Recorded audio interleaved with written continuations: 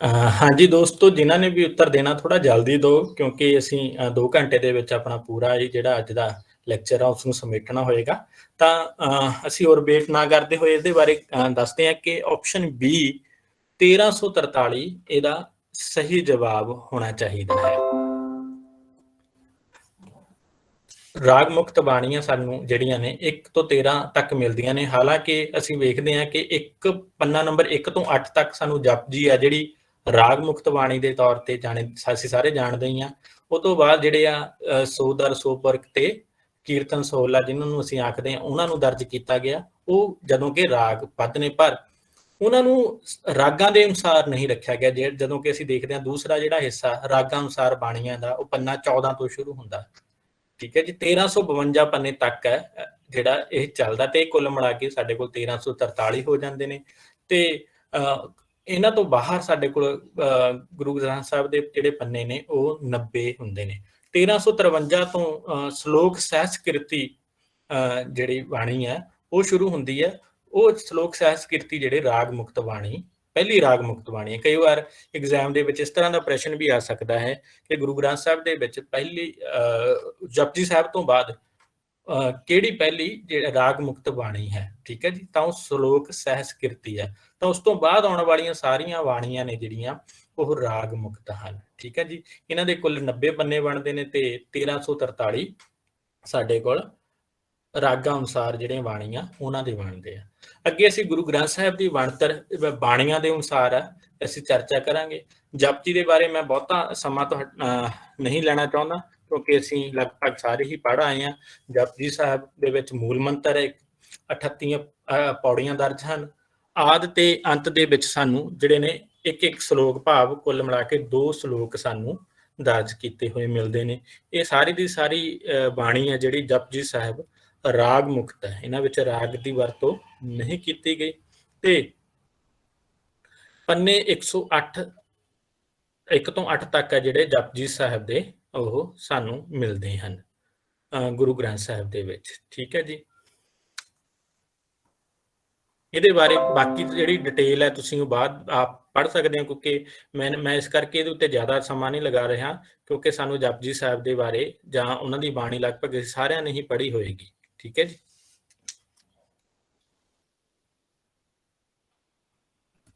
ਹਾਂਜੀ ਅਗਲੀ ਬਾਣੀ ਹੈ ਸੋਦਰ ਤੋਂ ਭਾਵ ਇੱਥੇ ਜੇਕਰ ਅਸੀਂ ਲਈਏ ਇਹਦਾ ਸ਼ਾਬਦਿਕ ਅਰਥ ਉਹ ਦਰਵਾਜ਼ਾ। ਤਾਂ ਗੁਰੂ ਗ੍ਰੰਥ ਸਾਹਿਬ ਦੇ ਵਿੱਚ ਉਹ ਦਰਵਾਜ਼ਾ ਭਾਵ ਕਿਸ ਦਾ ਹੈ?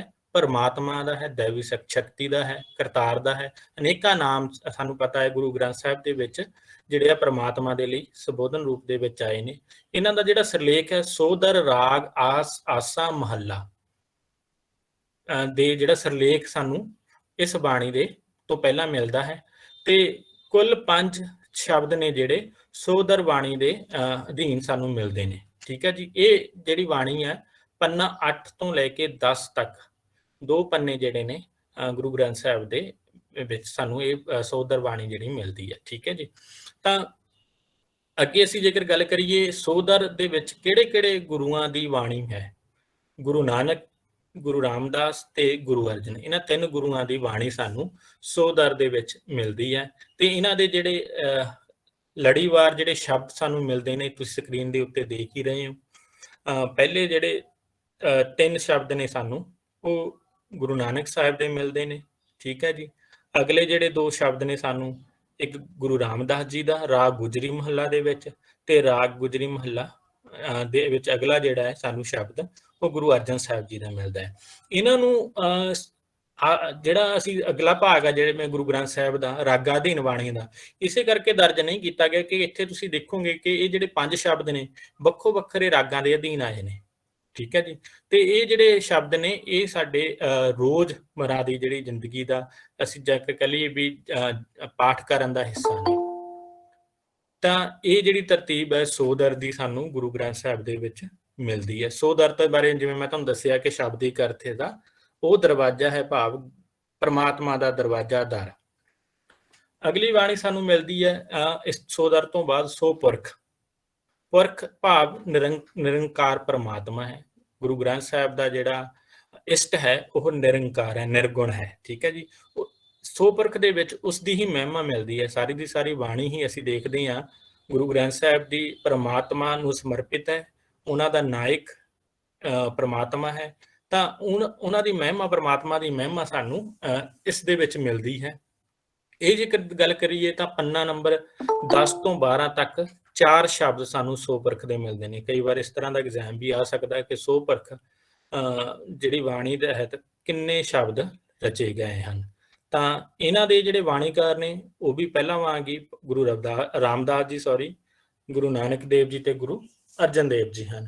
ਹੇਠਾਂ ਉਹਨਾਂ ਦੇ ਜਿਹੜਾ ਵਰਣਨ ਕਰ ਦਿੱਤਾ ਗਿਆ ਹੈ ਕਿ ਰਾਗ ਆਸਾ ਮਹੱਲਾ ਚੌਥਾ। ਇਹਦੇ ਵਿੱਚ ਇਹ ਹੈ ਤਰਤੀਬ, ਜੇਕਰ ਤੁਸੀਂ ਦੇਖੋਗੇ ਕਿ ਗੁਰੂ ਰਾਮਦਾਸ ਜੀ ਦੀ ਜਿਹੜੀ ਬਾਣੀ ਆ ਪਹਿਲਾਂ ਆਉਂਦੀ ਹੈ ਆਸਾ ਮਹੱਲਾ ਦੇ ਵਿੱਚ। ਜੇਕਰ ਤੁਸੀਂ ਸੋਪਰਖ ਦੇ ਵਿੱਚ ਦੇਖੋਗੇ ਤਾਂ ਚੌਥੇ ਗੁਰੂ ਨੇ ਜਿਹੜੇ ਸਿੱਖਾਂ ਦੇ, ਉਹਨਾਂ ਦੀ ਜਿਹੜੀ ਸ਼ਬਦ ਆ ਪਹਿਲਾਂ ਉਹਨਾਂ ਦਾ ਸ਼ਾਮਲ ਇੱਥੇ ਕੀਤਾ ਗਿਆ ਹੈ।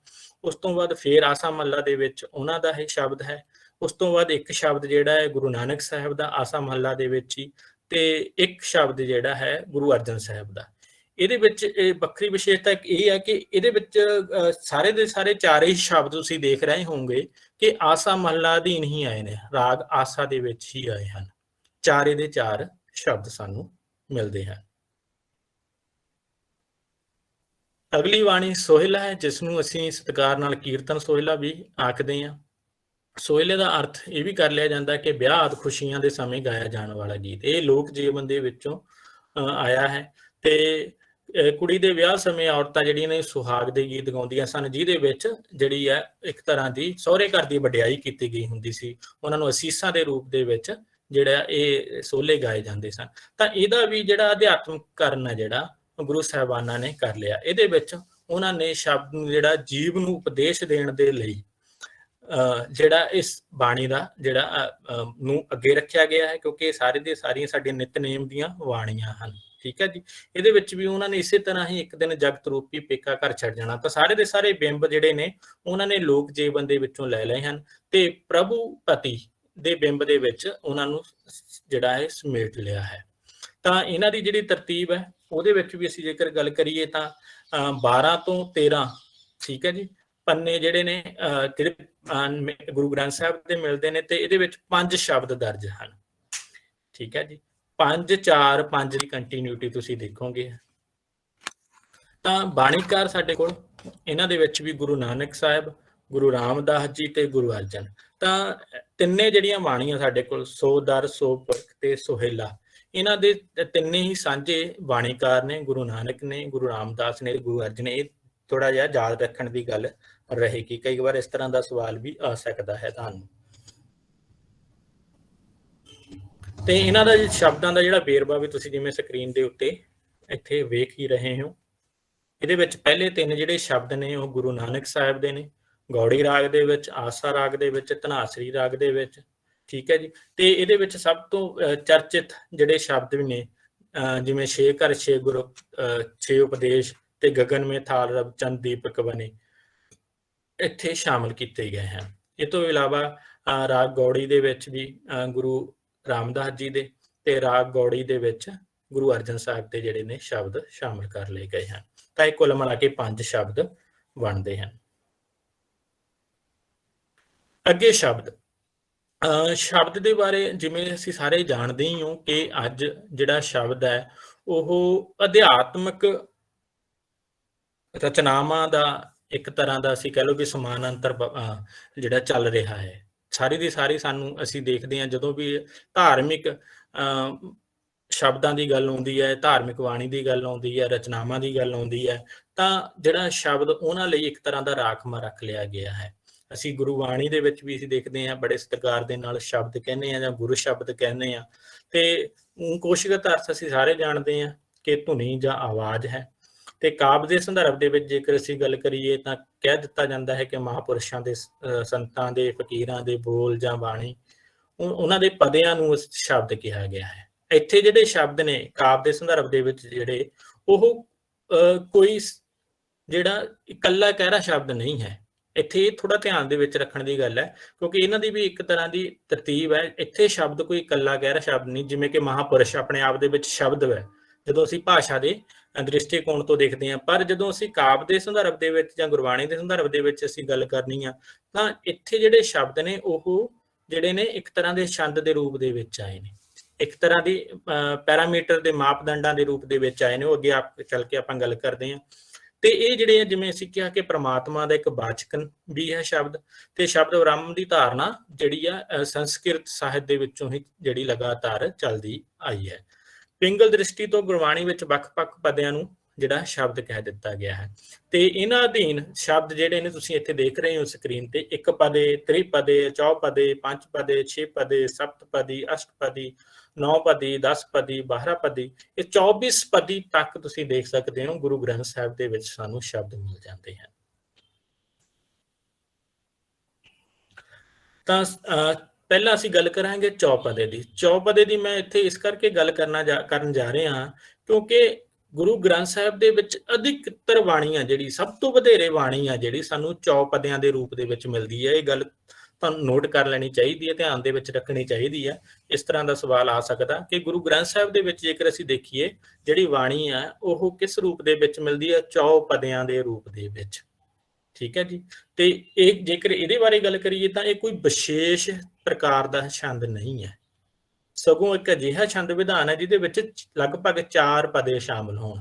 ਠੀਕ ਹੈ ਜੀ, ਜਿਹਦੇ ਵਿੱਚ 4 ਪਦੇ ਸ਼ਾਮਲ, ਮੈਂ 4 ਤੁਕਾਂ ਨਹੀਂ ਕਹਿ ਰਿਹਾ, ਇਹਦੇ ਵਿੱਚ ਥੋੜਾ ਜਿਹਾ ਇਸ ਗੱਲ ਨੂੰ ਟੈਕਨੀਕਲੀ ਸਮਝਣ ਦੀ ਕੋਸ਼ਿਸ਼ ਕਰਨਾ।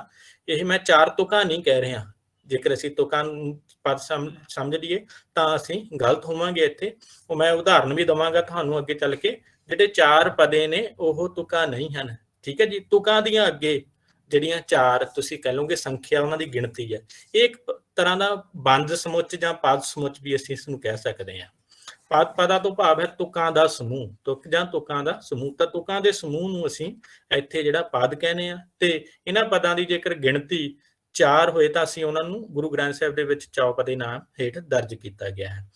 ਤਾਂ ਇਹ ਚੌਪਦੇ ਜਿਹੜੇ ਗੁਰੂ ਨਾਨਕ ਸਾਹਿਬ ਤੋਂ ਵੀ ਪਹਿਲਾਂ ਮੰਨੇ ਜਾਂਦੇ ਆ ਕਿ ਪ੍ਰਚਲਿਤ ਸਨ। ਨਾਥ ਸਿੱਧਾਂ ਦੀ ਜਿਹੜੀ ਬਾਣੀ ਆ ਅਪਭ੍ਰੰਸ਼ ਭਾਸ਼ਾ ਵਿੱਚ, ਇਹਨਾਂ ਦੇ ਵਿੱਚ ਵੀ ਜਿਹੜੇ ਸਾਨੂੰ ਮਿਲਦੇ ਨੇ, ਪਰ ਉਹ ਸਿਰਫ 2 ਸਮ ਤੁਕਾਂਤ ਵਾਲੀਆਂ ਤੁਕਾਂ ਹੁੰਦੀਆਂ ਨੇ। ਕਈ ਵਾਰ ਇਸ ਤਰ੍ਹਾਂ ਦਾ ਇਹ ਸਵਾਲ ਵੀ ਤੁਹਾਨੂੰ ਆ ਸਕਦਾ ਹੈ ਕਿ ਗੁਰੂ ਨਾਨਕ ਸਾਹਿਬ ਤੋਂ ਪਹਿਲਾਂ ਕਿਸ ਰੂਪ ਦੇ ਵਿੱਚ ਜਿਹੜੇ ਨੇ ਜਿਹੜੇ ਪਦੇ ਨੇ, ਚੌਪਦੇ ਨੇ, ਉਹ ਪ੍ਰਚਲਿਤ ਸਨ। ਤਾਂ 2 ਸਮ ਤੁਕਾਂਤ ਵਾਲੀਆਂ ਤੁਕਾਂ ਦੇ ਰੂਪ ਦੇ ਵਿੱਚ ਇਹ ਜਿਹੜੇ ਚੌਪਦੇ ਨੇ, 4 ਪਦੇ ਹੋਣ ਕਰਕੇ ਹੀ ਇਹਨਾਂ ਦਾ ਨਾਮ ਚੌਪਦਾ ਪੈ ਗਿਆ, ਜਿਵੇਂ ਇਹਦੇ ਸ਼ਬਦ ਤੋਂ ਹੀ ਤੁਸੀਂ ਸਮਝ ਰਹੇ ਹੋ। ਚੌਪਦੇ ਮਤਲਬ 4 ਪਦੇ।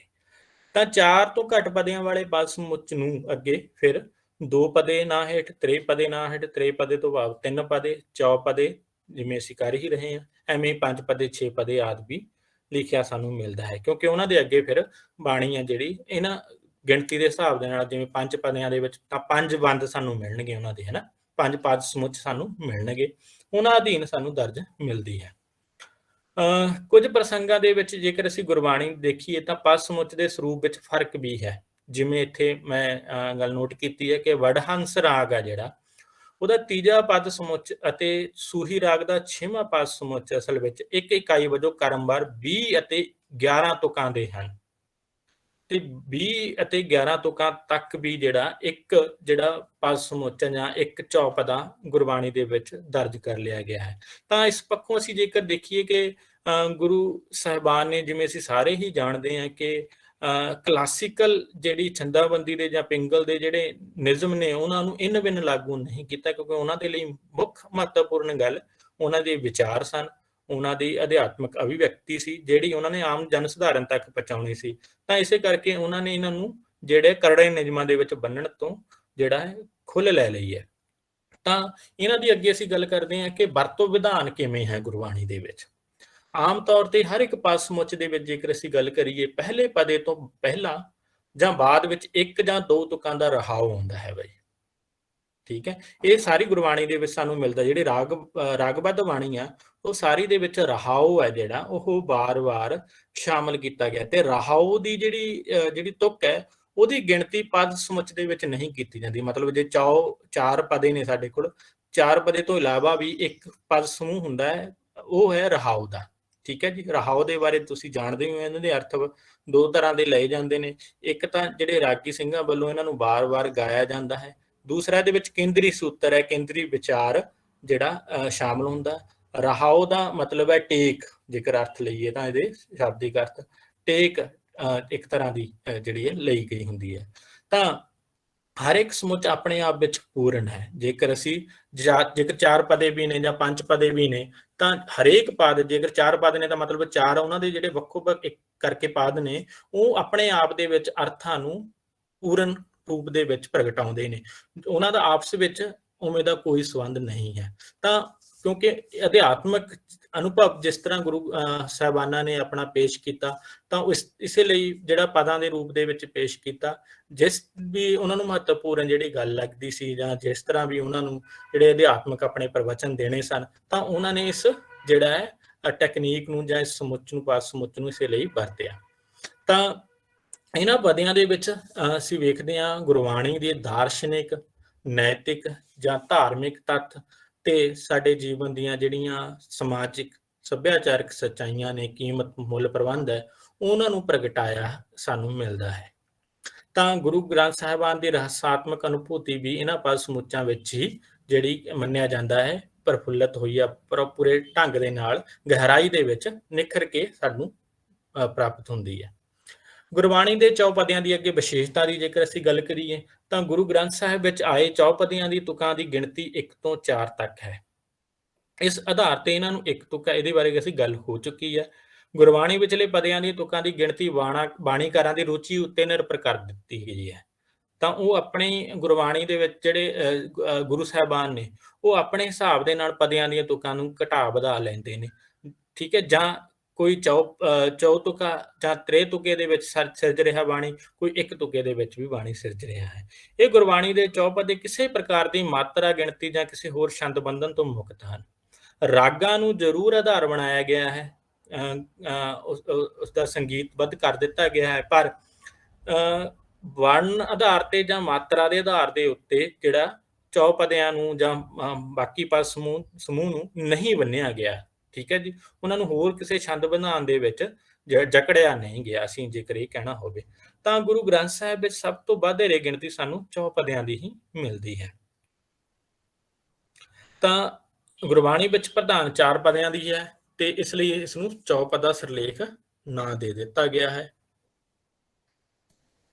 ਉਦਾਹਰਨ ਜਿਵੇਂ ਅਸੀਂ ਇੱਥੇ ਵੇਖ ਰਹੇ ਹੋ, ਇਸ ਉਦਾਹਰਨ ਤੋਂ ਤੁਸੀਂ ਸਮਝ ਸਕਦੇ ਹੋ ਗੁਰੂ ਰਾਮਦਾਸ ਜੀ ਦੀ ਰਾਗ ਗੁਜਰੀ ਦੇ ਵਿੱਚ ਜਿਹੜੀ ਬਾਣੀ ਹੈ, ਤਾਂ ਇਹ ਇੱਥੇ ਸ਼ਾਮਲ ਕੀਤੀ ਗਈ ਹੈ। ਜਿਵੇਂ ਪਹਿਲੀ ਜਿਹੜੀ ਤੁਸੀਂ ਤੁਕ ਦੇਖ ਰਹੇ ਹੋ, ਠੀਕ ਹੈ ਜੀ, ਇੱਕ ਇੱਥੋਂ ਗਿਣਤੀ ਕਰਾਂਗੇ ਅਸੀਂ, ਤੇ ਉਸ ਤੋਂ ਬਾਅਦ ਰਹਾਉ ਦੀ ਤੁਕ ਆ ਗਈ ਹੈ। ਇਸ ਦੀ ਅਸੀਂ ਗਿਣਤੀ ਪਦੇ ਦੇ ਵਿੱਚ ਨਹੀਂ ਕਰਾਂਗੇ।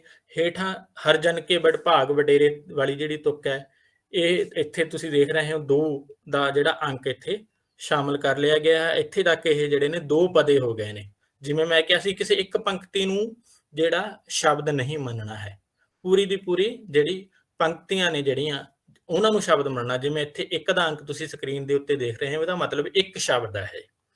ਇਹਨੂੰ ਇੱਕ ਪਾਦ ਕਹਿ ਸਕਦੇ ਹਾਂ, ਇੱਕ ਬੰਦ ਵੀ ਕਹਿ ਸਕਦੇ ਹਾਂ। ਇਸ ਤਰ੍ਹਾਂ ਵੱਖੋ ਵੱਖਰੇ ਨਾਮ ਅਸੀਂ ਦੇ ਸਕਦੇ ਹਾਂ, ਪਰ ਨਾ ਕੋਈ ਇੱਕ ਤੁਕ, ਨਾ ਕੋਈ ਇੱਕ ਸ਼ਬਦ ਆਪਣੇ ਆਪ ਦੇ ਵਿੱਚ ਜਿਹੜਾ ਕਾਵਿ ਦੇ ਅਨੁਸਾਰ, ਇੱਥੇ ਗੁਰਬਾਣੀ ਦੇ ਅਨੁਸਾਰ ਜਿਹੜਾ ਸ਼ਬਦ ਹੈ। ਤਾਂ ਇਸੇ ਤਰ੍ਹਾਂ ਤੁਸੀਂ ਦੇਖੋਗੇ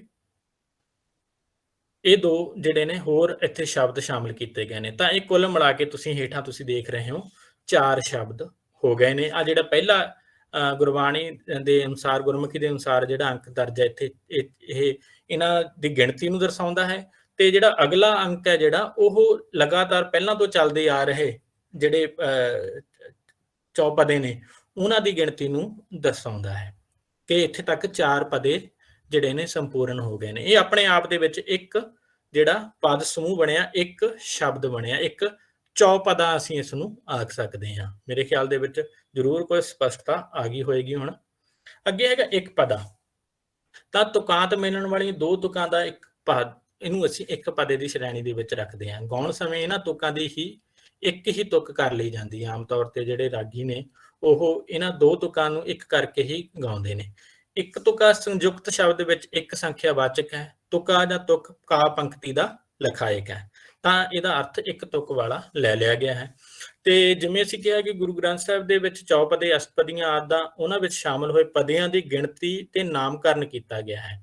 ਇਹਨਾਂ ਪਦਿਆਂ ਵਿੱਚ ਵੀ ਅੱਗੇ ਜੇਕਰ ਅਸੀਂ ਦੇਖੀਏ ਤਾਂ ਕਈ ਤੁਕਾਂ ਹੁੰਦੀਆਂ ਨੇ, ਜਿਨ੍ਹਾਂ ਦੀ ਸੰਖਿਆ ਦੇ ਆਧਾਰ ਤੇ ਇਹਨਾਂ ਨੂੰ 1 ਤੁਕੇ, 2 ਤੁਕੇ, 3 ਤੁਕੇ, 4 ਤੁਕੇ ਦੇ ਵਿੱਚ ਵੀ ਸ਼ਾਮਲ ਕਰ ਲਿਆ ਜਾਂਦਾ ਹੈ। ਭਾਵ ਜਿਹੜੇ, ਜਿਵੇਂ ਮੈਂ ਕਿਹਾ ਉੱਪਰ ਤੁਹਾਨੂੰ ਦਿਖਾਇਆ ਸ਼ਬਦ ਨੇ, ਇਹ ਆਪਣੇ ਆਪ ਦੇ ਵਿੱਚ ਜਿਹੜੇ ਨੇ ਤੁਸੀਂ ਦੇਖਿਆ ਵੀ 4 ਜਿਹੜੀਆਂ ਤੁਕਾਂ ਦੇ ਸਮੂਹ ਬਣੇ ਨੇ, ਉਹਨੂੰ ਅਸੀਂ ਇੱਕ ਪੂਰੇ ਦੇ ਪੂਰਾ ਜਿਹੜਾ ਚੌਪਦਾ ਜਾਂ ਪੂਰੇ ਦਾ ਪੂਰਾ ਸ਼ਬਦ ਮੰਨਿਆ ਹੈ।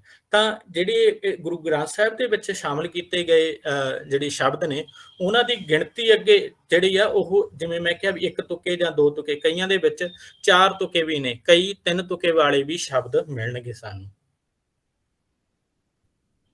ਜਿਵੇਂ ਕਿ ਉਦਾਹਰਨ ਦੇ ਤੌਰ ਦੇ ਉੱਤੇ ਇਹ ਜਿਹੜਾ 1 ਤੁਕਾ ਜਿਹੜਾ ਤੁਸੀਂ ਦੇਖ ਸਕਦੇ ਹੋ ਸ਼ਬਦ ਹੈ, ਰਾਗ ਬਸੰਤ ਮਹੱਲਾ 4 ਘਰ, ਤੇ ਇੱਕ ਘਰ 1 ਤੁਕਾ, ਇਹਦੇ ਵਿੱਚ ਸਿਰਲੇਖ ਪਹਿਲਾਂ ਤੋਂ ਹੀ ਜਿਹੜਾ ਗੁਰੂ ਅਰਜਨ ਸਾਹਿਬ ਨੇ ਦੇ ਦਿੱਤਾ ਹੈ ਇਸ ਬਾਣੀ ਨੂੰ, ਤੇ ਇੱਥੇ ਕੋਈ ਕਿਸੇ ਤਰ੍ਹਾਂ ਦਾ ਸ਼ੱਕ ਸ਼ੁਬਾ ਸਾਨੂੰ ਨਹੀਂ ਰਹਿੰਦਾ। ਤਾਂ ਜਿਵੇਂ ਜਿਉ ਪਸਰੀ ਸੂਰਜ ਕਿਰਨ ਜੋਤ, ਤੇ ਉਹ ਘਟ ਘਟ ਰਮੀਆਂ ਓਤ ਪੋਤ, ਇਹ 1 ਤੁਕਾ ਜਾਂ 1 ਸ਼ਬਦ ਆਇਆ ਇੱਥੇ।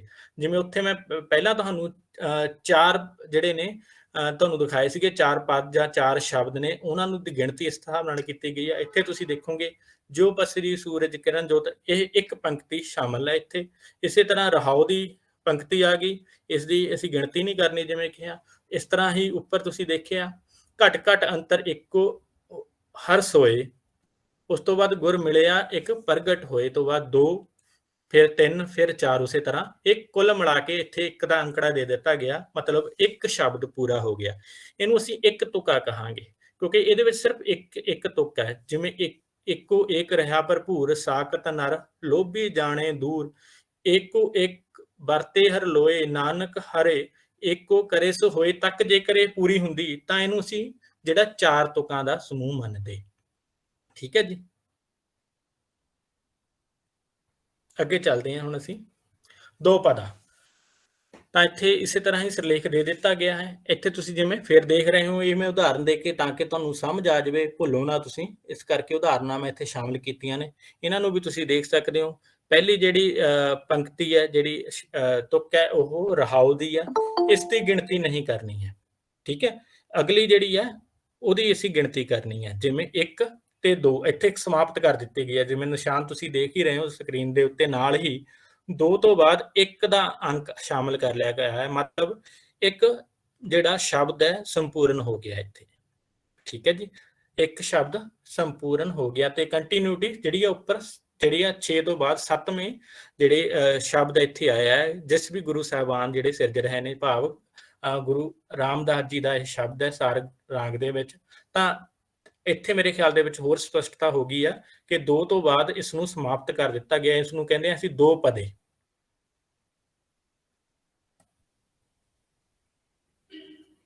ਐਵੇਂ ਸਾਡੇ ਕੋਲ 3 ਪਦੇ ਗੁਰੂ ਬਾਣੀ ਦੇ ਵਿੱਚ ਸਾਨੂੰ ਮਿਲਦੇ ਨੇ, ਤਾਂ 3 ਪੌੜੀਆਂ ਦੇ ਸ਼ਬਦ ਵੀ, ਜਿਵੇਂ ਗੁਜਰੀ ਮਹੱਲਾ 5 ਗੁਰੂ ਅਰਜਨ ਸਾਹਿਬ ਜੀ ਦੀ ਬਾਣੀ ਦੇ ਵਿੱਚ 3 ਪਦੇ ਇੱਥੇ ਸਿਰਲੇਖ ਮਿਲਦਾ ਹੈ। ਤਾਂ ਇਹਦੇ ਵਿੱਚ ਤੁਸੀਂ ਵੀ ਉਸੇ ਤਰ੍ਹਾਂ ਗਿਣਤੀ ਕਰੋਗੇ। ਇੱਥੇ 1 ਦਾ ਅੰਕੜਾ ਹੈ, ਅੰਕ ਹੈ ਸੌਰੀ। ਉਸ ਤੋਂ ਬਾਅਦ ਰਹਾਉ ਦੀ ਪੰਕਤੀ ਹੈ, ਇਹਨੂੰ ਅਸੀਂ ਗਿਣਤੀ ਨਹੀਂ ਕਰਨੀ ਇਸ ਦੀ। ਤੇ ਇਸ ਤੋਂ ਬਾਅਦ ਫਿਰ ਤੁਸੀਂ ਦੂਸਰੀ ਪੰਕਤੀ ਦੇਖ ਸਕਦੇ ਹੋ, ਜਿਹਦੇ ਵਿੱਚ 2 ਦਾ ਨਿਸ਼ਾਨ ਹੈ, ਤੇ ਤੀਸਰੇ ਫਿਰ ਤੁਸੀਂ ਦੇਖ ਸਕਦੇ ਹੋ। ਇਹ ਤੋਂ ਬਾਅਦ ਇਸ ਨੂੰ ਬੰਦ ਕਰ ਦਿੱਤਾ ਗਿਆ ਹੈ, ਤੇ ਇਹਦੇ ਨਾਲ ਹੀ 1 ਦਾ ਅੰਕ ਫਿਰ ਆ ਗਿਆ। ਇਹਦਾ ਮਤਲਬ ਇਹ ਸ਼ਬਦ ਸੰਪੂਰਨ ਹੋ ਗਿਆ। ਇਹਨੂੰ ਅਸੀਂ ਕਹਾਂਗੇ 3 ਪਦਾ ਜਾਂ ਤ੍ਰਿਪਦਾ, ਹਨਾ। ਠੀਕ ਹੈ ਜੀ, ਇਹਨੂੰ ਤੁਸੀਂ ਖੁਦ ਵੀ 497-98 ਪੰਨਾ ਨੰਬਰ ਤੇ ਗੁਰੂ ਗ੍ਰੰਥ ਸਾਹਿਬ ਦੇ ਅੰਕ ਤੇ ਤੁਸੀਂ ਦੇਖ ਸਕਦੇ ਹੋ। ਅੱਗੇ ਸਾਡੇ ਕੋਲ ਹੈ 5 ਪਦੇ। ਤਾਂ 5 ਪਦੇ ਵੀ ਉਸੇ ਰੂਪ ਦੇ ਵਿੱਚ ਤੁਸੀਂ ਗਿਣਨੇ ਹੋਣਗੇ। ਠੀਕ ਹੈ ਜੀ, ਇਹਨਾਂ ਦੀ ਜਿਹੜੀ ਰਾਹੋਂ ਦੇ ਤੁਕਾਂ ਤੋਂ ਬਿਨਾਂ 5 ਪੌੜੀਆਂ ਵਾਲੇ ਸ਼ਬਦਾਂ ਉੱਤੇ ਸਿਰਲੇਖ 5 ਪਦੇ ਲਿਖਿਆ ਮਿਲਦਾ ਸਾਨੂੰ। ਠੀਕ ਹੈ ਜੀ, ਇਹਨਾਂ ਦੇ ਵਿੱਚ ਤੁਸੀਂ ਇਹ ਵੀ ਉਦਾਹਰਨ ਦੇ ਰੂਪ ਦੇ ਵਿੱਚ ਇੱਥੇ ਦੇਖ ਸਕਦੇ ਹੋ। ਰਾਹੋਂ ਵਾਲੀ ਤੁਕ ਨੂੰ ਗਿਣਨਾ ਨਹੀਂ। ਉਸੇ ਤਰ੍ਹਾਂ 1 ਹੋ ਗਿਆ ਸਾਡੇ ਕੋਲ ਪੰਕਤੀ, 2, 3, 4 ਤੇ 5। ਇਹ ਇੱਥੇ 5, ਇਹ ਵੀ ਕੀ ਹੈ? ਸ਼ਬਦ ਹੈ। ਇਹ ਪੂਰਾ ਆਪਣੇ ਆਪ ਦੇ ਵਿੱਚ ਸ਼ਬਦ ਹੈ ਜਾਂ ਪਦ ਅਸੀਂ ਇਸ ਨੂੰ ਕਹਾਂਗੇ। ਇਸ ਕਰਕੇ ਇਹਦੇ ਵਿੱਚ ਕਨਫਿਊਜ਼ਨ ਤੁਸੀਂ ਨਾ ਰੱਖਿਓ। ਅੱਗੇ ਅਸੀਂ ਅਸ਼ਟਪਦੀ ਦੀ ਗੱਲ ਕਰਾਂਗੇ ਜੀ। ਅਸ਼ਟਪਦੀਆਂ ਸਾਡੇ ਕੋਲ 8 ਪਦਾਂ ਦੇ ਜਿਹੜੇ ਛੰਦ ਜਾਂ 8 ਪੌੜੀਆਂ ਦੇ ਪ੍ਰਬੰਧ ਨੂੰ ਅਸ਼ਟਪਦੀ ਕਹਿੰਦੇ ਆ। ਤੁਸੀਂ ਸਾਰਿਆਂ ਨੇ ਲਗਭਗ ਇਹਦੇ ਬਾਰੇ ਪੜ੍ਹਿਆ ਹੀ ਆ, ਸਿਲੇਬਸ ਦੇ ਵਿੱਚ ਵੀ ਅਸ਼ਟਪਦੀ ਲਗਭਗ ਸਾਡੇ ਸਾਰਿਆਂ ਦੇ ਲੱਗੀ ਹੋਈ ਆ। ਤਾਂ ਅਸ਼ਟਪਦੀਆਂ ਦਾ ਜਿਹੜਾ ਸ਼ਾਬਦਿਕ ਅਰਥ ਹੈ 8 ਪਦਾਂ ਵਾਲੀ ਰਚਨਾ। ਇਹਨਾਂ ਦੀ ਵਾਲੀ ਡੂੰਘਾਈ ਦੇ ਵਿੱਚ ਅਸੀਂ ਨਹੀਂ ਜਾਵਾਂਗੇ। ਤਾਂ ਮੂਲ ਰੂਪ ਵਿੱਚ ਅਸ਼ਟਪਦੀ 8 ਪਦਿਆਂ ਵਾਲੀ ਕਾਵ ਰਚਨਾ ਹੈ, ਜਿਸ ਨੂੰ ਸੁਤੰਤਰ ਕਾਵ ਰੂਪ ਦਾ ਗੌਰਵ ਹਾਸਲ ਹੈ। ਇਹਦੇ ਵਿੱਚ ਅਸੀਂ ਦੇਖਦੇ ਹਾਂ ਵੀ ਕੋਈ ਜਿਹੜੀ ਅਸ਼ਟਪਦੀ ਹੈ ਉਹਦੇ ਵਿੱਚ ਵੀ ਜਿਹੜੀ ਅੱਗੇ ਉਹਨਾਂ ਦੇ ਤੁਕ ਸਮੂਹ ਨੇ ਉਹਨਾਂ ਨੂੰ ਕੋਈ ਇੱਕ ਨਿਸ਼ਚਿਤ ਮਾਪਦੰਡ ਦੇ ਵਿੱਚ ਨਹੀਂ ਬੱਝਿਆ ਹੋਇਆ। ਕਹਿਣ ਦਾ ਭਾਵ ਇਹ ਨਹੀਂ ਹੈ ਕਿ ਜੇਕਰ ਅਸ਼ਟਪਦੀ ਆ ਤਾਂ ਉਹਦੇ ਵਿੱਚ ਜਿਹੜੇ ਆ 4-4 ਪਦ ਹੀ ਹੋਣਗੇ। ਉਹਦੇ ਵਿੱਚ ਵੀ ਖੁੱਲ੍ਹ ਲੈ ਲਈ ਗਈ ਹੈ। ਉਹਦੇ ਵਿੱਚ ਸਾਨੂੰ 2 ਪਦੇ ਵੀ ਮਿਲਦੇ ਨੇ, 3 ਪਦੇ ਵੀ ਮਿਲਦੇ ਨੇ, 4 ਪਦੇ ਵੀ ਮਿਲਦੇ ਨੇ, ਤੇ ਇਸ ਤਰ੍ਹਾਂ ਅਸੀਂ ਦੇਖ ਸਕਦੇ ਹਾਂ 6 ਪਦੇ ਤੱਕ ਵੀ ਚੱਲ ਜਾਂਦੇ ਨੇ।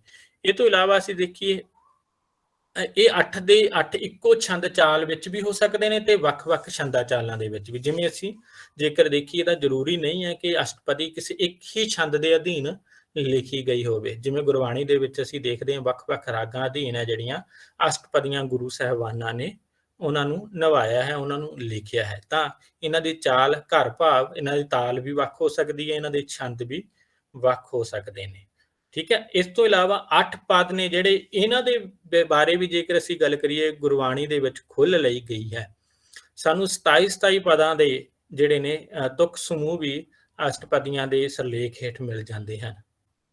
ਅਸ਼ਟਪਦੀ ਦੇ ਕਾਵ ਰੂਪ ਨੂੰ ਜੇਕਰ ਅਸੀਂ ਦੇਖੀਏ ਤਾਂ ਵਰਣਾਤਮਕ, ਬਿਰਤਾਂਤਕ ਤੇ ਪ੍ਰਗੀਤਕ ਕਿਸੇ ਵੀ ਉਦੇਸ਼ ਦੀ ਪੂਰਤੀ ਲਈ ਵਰਤਿਆ ਜਾ ਸਕਦਾ ਹੈ, ਕਿਉਂਕਿ ਇੱਕ ਵੱਡਕਾਰੀ ਬਾਣੀ ਹੈ। ਠੀਕ ਹੈ ਜੀ, ਕਾਫੀ ਵੱਡੀ ਬਾਣੀ ਹੈ, ਇਸ ਕਰਕੇ ਦਾ ਸੁਭਾਅ ਜਿਹੜਾ ਵਰਣਾਤਮਕ ਜਾਂ ਬਿਰਤਾਂਤਿਕ ਹੈ।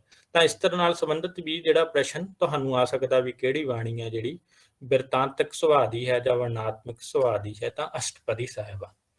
ਤਾਂ ਗੁਰੂ ਗ੍ਰੰਥ ਸਾਹਿਬ ਵਿੱਚ ਅਸ਼ਟਪਦੀਆਂ ਦੀ ਬਣਤਰ ਤੇ ਵਿਧਾਨ ਕਿਵੇਂ ਦਾ ਹੈ, ਇਸ ਨੂੰ ਵੀ ਇੱਥੇ ਸਮਝਣ ਦੀ ਜ਼ਰੂਰਤ ਹੈ। ਗੁਰੂ ਗ੍ਰੰਥ ਸਾਹਿਬ ਵਿੱਚ 7, 9, 10 ਅਤੇ 27 ਪਦਾਂ ਦੀ, ਜਿਵੇਂ ਮੈਂ ਉੱਪਰ ਵੀ ਗੱਲ ਕੀਤੀ ਹੈ, ਦੀਆਂ ਅਸ਼ਟਪਦੀਆਂ ਮਿਲ ਜਾਂਦੀਆਂ ਨੇ ਸਾਨੂੰ। ਇਹਨਾਂ ਦੇ ਵਿੱਚ ਵੀ ਜ਼ਰੂਰੀ ਨਹੀਂ ਕਿ 8 ਜਿਹੜੇ ਨੇ ਪਦ ਹੀ ਸ਼ਾਮਲ ਹੋਣ। 7, 9, 10, 27 ਸ੍ਰੀ ਰਾਗ ਵਿੱਚ ਜੇਕਰ ਅਸੀਂ ਦੇਖੀਏ ਪਹਿਲੀ ਅਸ਼ਟਪਦੀ 7 ਪਦਾਂ ਦੀ ਹੈ। ਗੁਰੂ ਨਾਨਕ ਸਾਹਿਬ ਦੀ ਜਿਹੜੀ ਅਸ਼ਟਪਦੀ ਹੈ ਸ੍ਰੀ ਰਾਗ ਦੇ ਵਿੱਚ, ਉਹ ਪਹਿਲੀ ਹੀ 7 ਪਦਾਂ ਦੀ ਹੈ, ਤੇ 11ਵੀਂ ਜਿਹੜੀ ਆ ਉਹ 9 ਪਦਾਂ ਦੀ ਹੈ, ਤੇ 13ਵੀਂ ਦੇ 10 ਪਦ ਨੇ ਹੈਗੇ। ਠੀਕ ਹੈ ਜੀ, ਇਹਦੇ ਵਿੱਚ ਵੀ ਜਿਹੜੀ ਹੈ ਕੋਈ ਇੱਕ ਸਾਰਤਾ ਨਹੀਂ ਹੈ, ਇਹਦੇ ਵਿੱਚ ਵੀ ਖੁੱਲ੍ਹ ਲਈ ਗਈ ਹੈ ਜਿਵੇਂ ਅਸੀਂ ਗੱਲ ਕਹੀ ਹੈ। ਤਾਂ ਇਸ ਤਰ੍ਹਾਂ ਇਸ ਪਦ ਸਮੁੱਚੀ ਨੂੰ ਅਸੀਂ ਜੇਕਰ ਸਾਰੇ ਨੂੰ ਅਸ਼ਟਪਦੀਆਂ ਸਿਰਲੇਖ ਹੀ ਰੱਖਿਆ ਗਿਆ ਹੈ। ਇਸ ਕਰਕੇ ਇਹਨਾਂ ਨੂੰ ਕਈ ਜਿਹੜੇ ਵਿਦਵਾਨ ਨੇ ਉਹ 7 ਪਦੀਆਂ, 11 ਪਦੀਆਂ ਜਾਂ 9 ਪਦੇ ਵੀ ਦੇ ਨਾਂ ਹੇਠ ਵੀ ਅੰਕਿਤ ਕਰਦੇ ਨੇ। ਪਰ ਗੁਰੂ ਗ੍ਰੰਥ ਸਾਹਿਬ ਨੂੰ ਜੇਕਰ ਅਸੀਂ ਅੰਦਰੋਂ ਬਾਚੀਏ ਤਾਂ ਇਹ ਸਾਰੇ ਦੇ ਸਾਰੇ ਪਦ ਸਮੂਹ ਨੇ ਜਿਹੜੇ ਉਹ ਅਸ਼ਟਪਦੀਆਂ ਦੇ ਸਿਰਲੇਖ ਹੇਠ ਹੀ ਰੱਖੇ ਗਏ ਨੇ।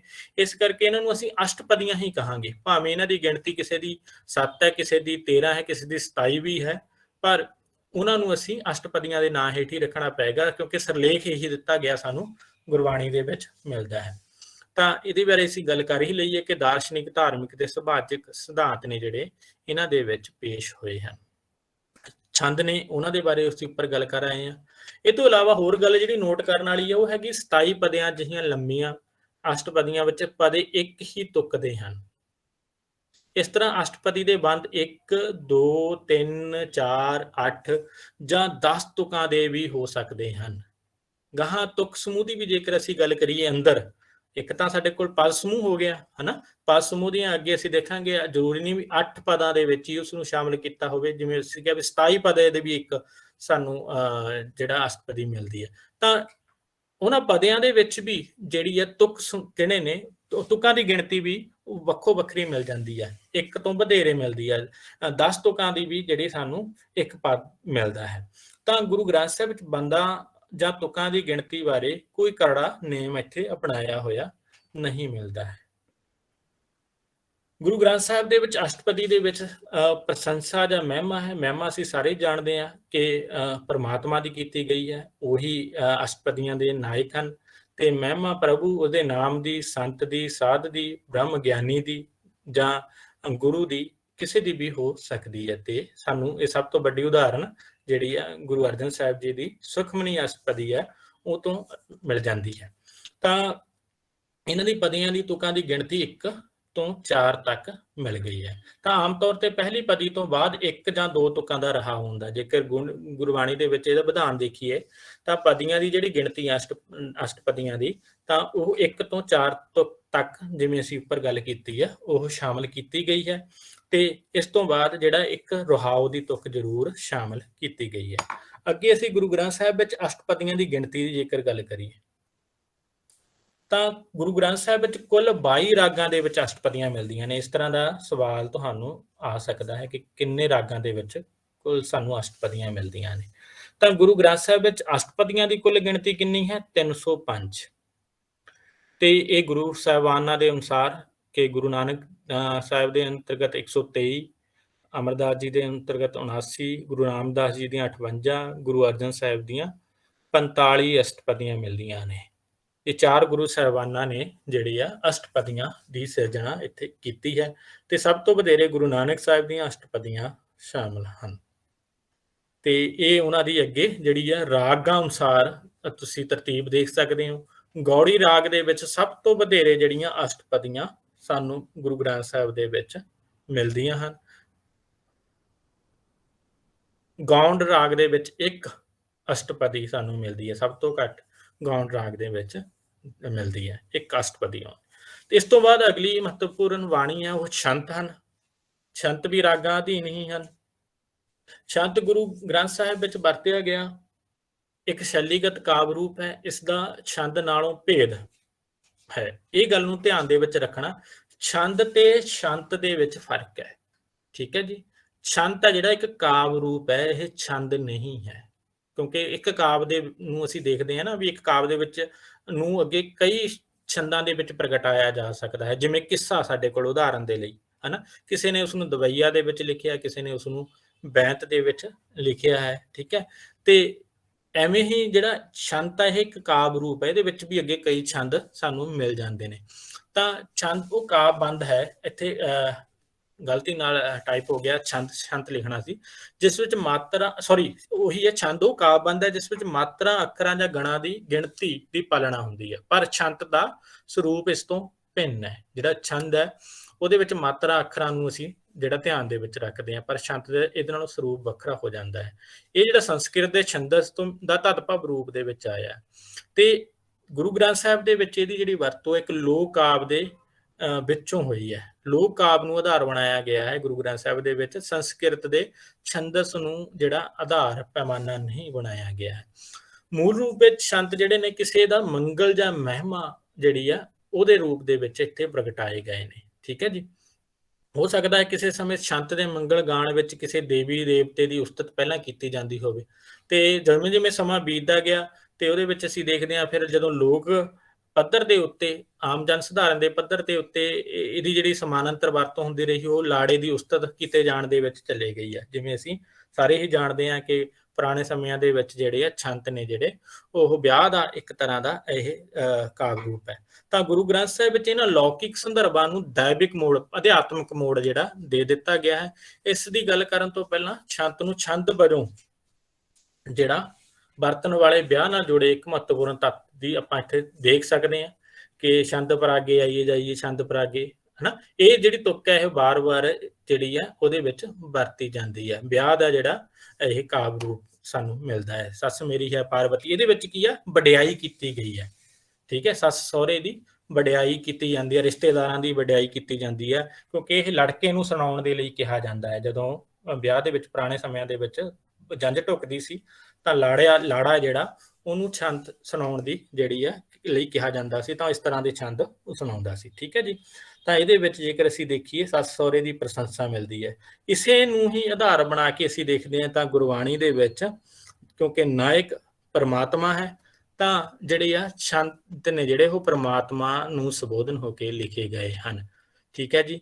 ਤੇ ਠੀਕ 5 ਮਿੰਟ ਬਾਅਦ ਸਾਥੀਓ ਅਸੀਂ ਇੱਕ 10 ਮਿੰਟ ਦੀ ਬ੍ਰੇਕ ਲਵਾਂਗੇ। ਉਸ ਤੋਂ ਬਾਅਦ ਫਿਰ ਅਸੀਂ ਠੀਕ 5:10 ਦੇ ਉੱਤੇ ਜਿਹੜਾ ਅਸੀਂ ਅਗਲਾ ਆਪਣਾ ਹਿੱਸਾ ਜਿਹੜਾ ਲੈਕਚਰ ਦਾ ਉਹ ਸ਼ੁਰੂ ਕਰਾਂਗੇ। 5 ਮਿੰਟ ਆਪਾਂ ਇੱਥੇ ਹੋਰ ਚਰਚਾ ਕਰਦੇ ਹਾਂ।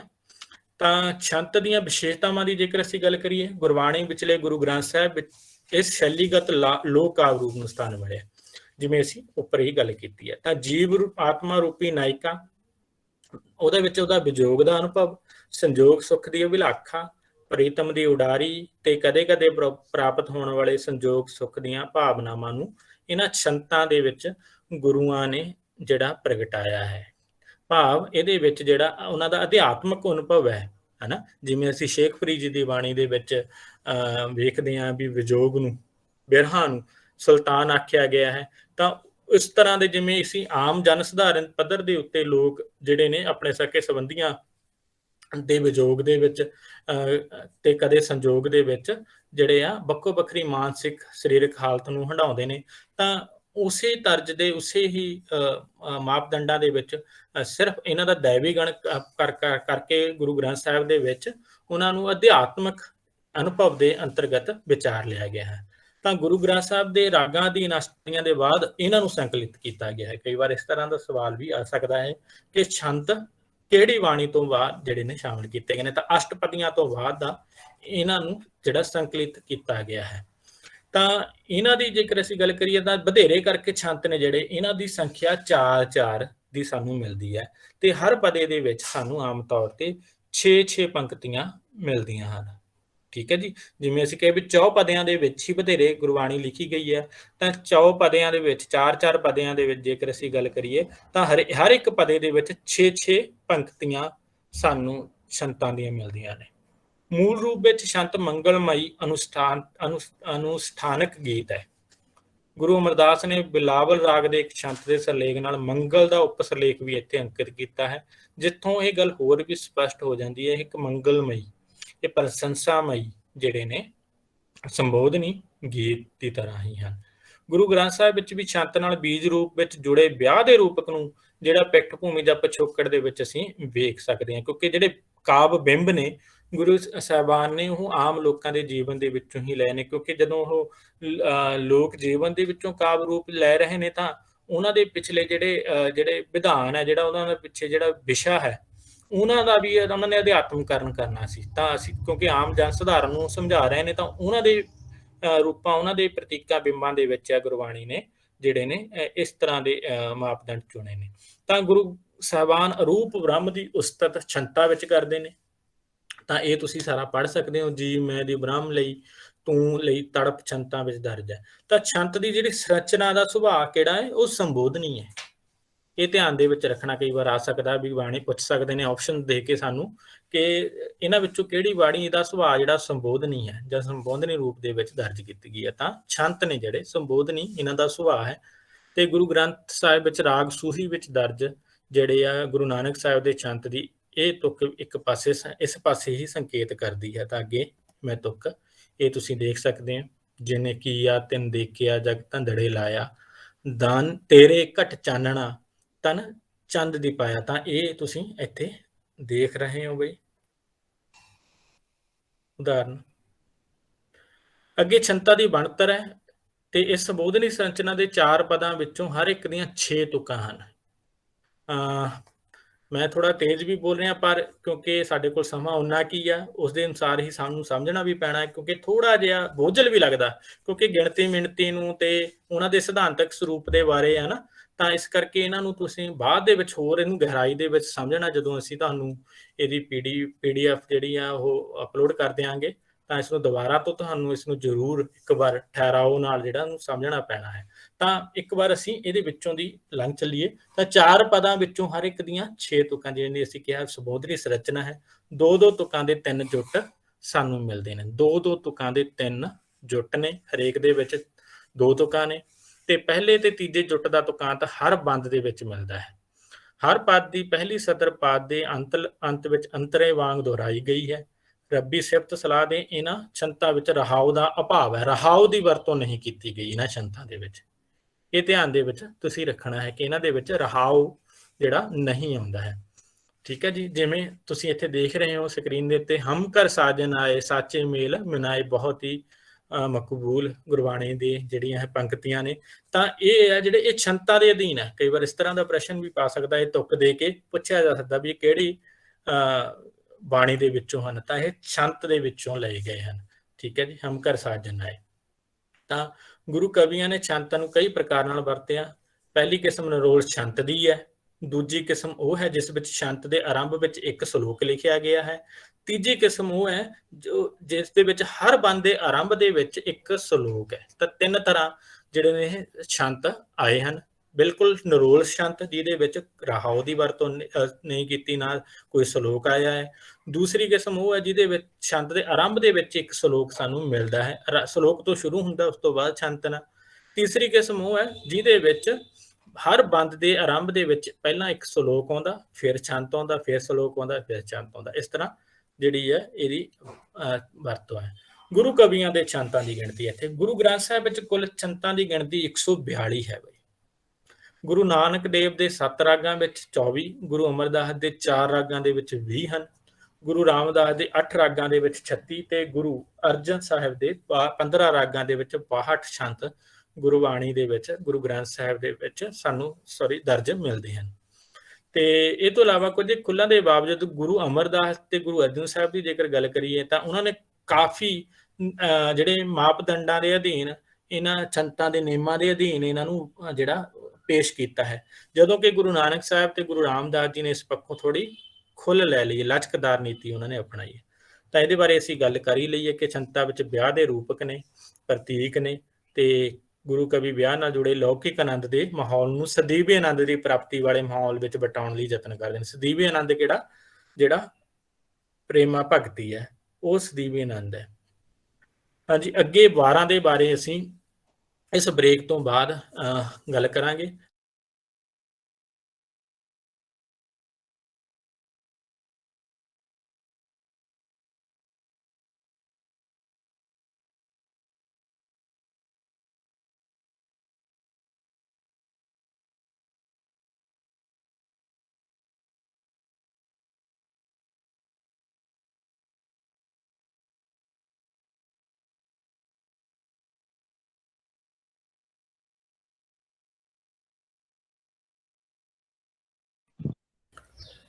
ਹਾਂਜੀ ਸਾਥੀਓ, ਅੱਜ ਦੀ ਕਲਾਸ ਆਪਾਂ ਦੁਬਾਰਾ ਬ੍ਰੇਕ ਤੋਂ ਬਾਅਦ ਸ਼ੁਰੂ ਕਰਦੇ ਹਾਂ। ਜਿਹੜੇ ਵੀ ਦੋਸਤ ਇੱਧਰ ਉੱਧਰ ਨੇ ਤੇ ਦੁਬਾਰਾ ਤੋਂ ਜੁੜੋ। ਵਿਸ਼ਾ ਥੋੜਾ ਜਿਹਾ ਟੈਕਨੀਕਲ ਹੈ, ਗਿਣਤੀ ਮਿਣਤੀ ਨਾਲ ਸੰਬੰਧਿਤ ਹੈ, ਜ਼ਰੂਰ ਕੁਝ ਕੁ ਸਾਥੀਆਂ ਨੂੰ ਬੋਝਲ ਲੱਗਦਾ ਹੋਏਗਾ, ਪਰ ਸਾਨੂੰ ਪਤਾ ਵੀ ਬਹੁਤ ਸਾਰੇ ਸਵਾਲ ਨੇ ਜਿਹੜੇ ਮੈਮਰੀ ਬੇਸਡ ਹੋਣੇ, ਤੇ ਗੁਰੂ ਗ੍ਰੰਥ ਸਾਹਿਬ ਦੇ ਵਿੱਚੋਂ ਕਾਫੀ ਸਾਰੇ ਪ੍ਰਸ਼ਨ ਨੇ ਜਿਹੜੇ ਆਉਣ ਦੀ ਸੰਭਾਵਨਾ ਹੈ ਐਗਜ਼ਾਮ ਦੇ ਵਿੱਚ।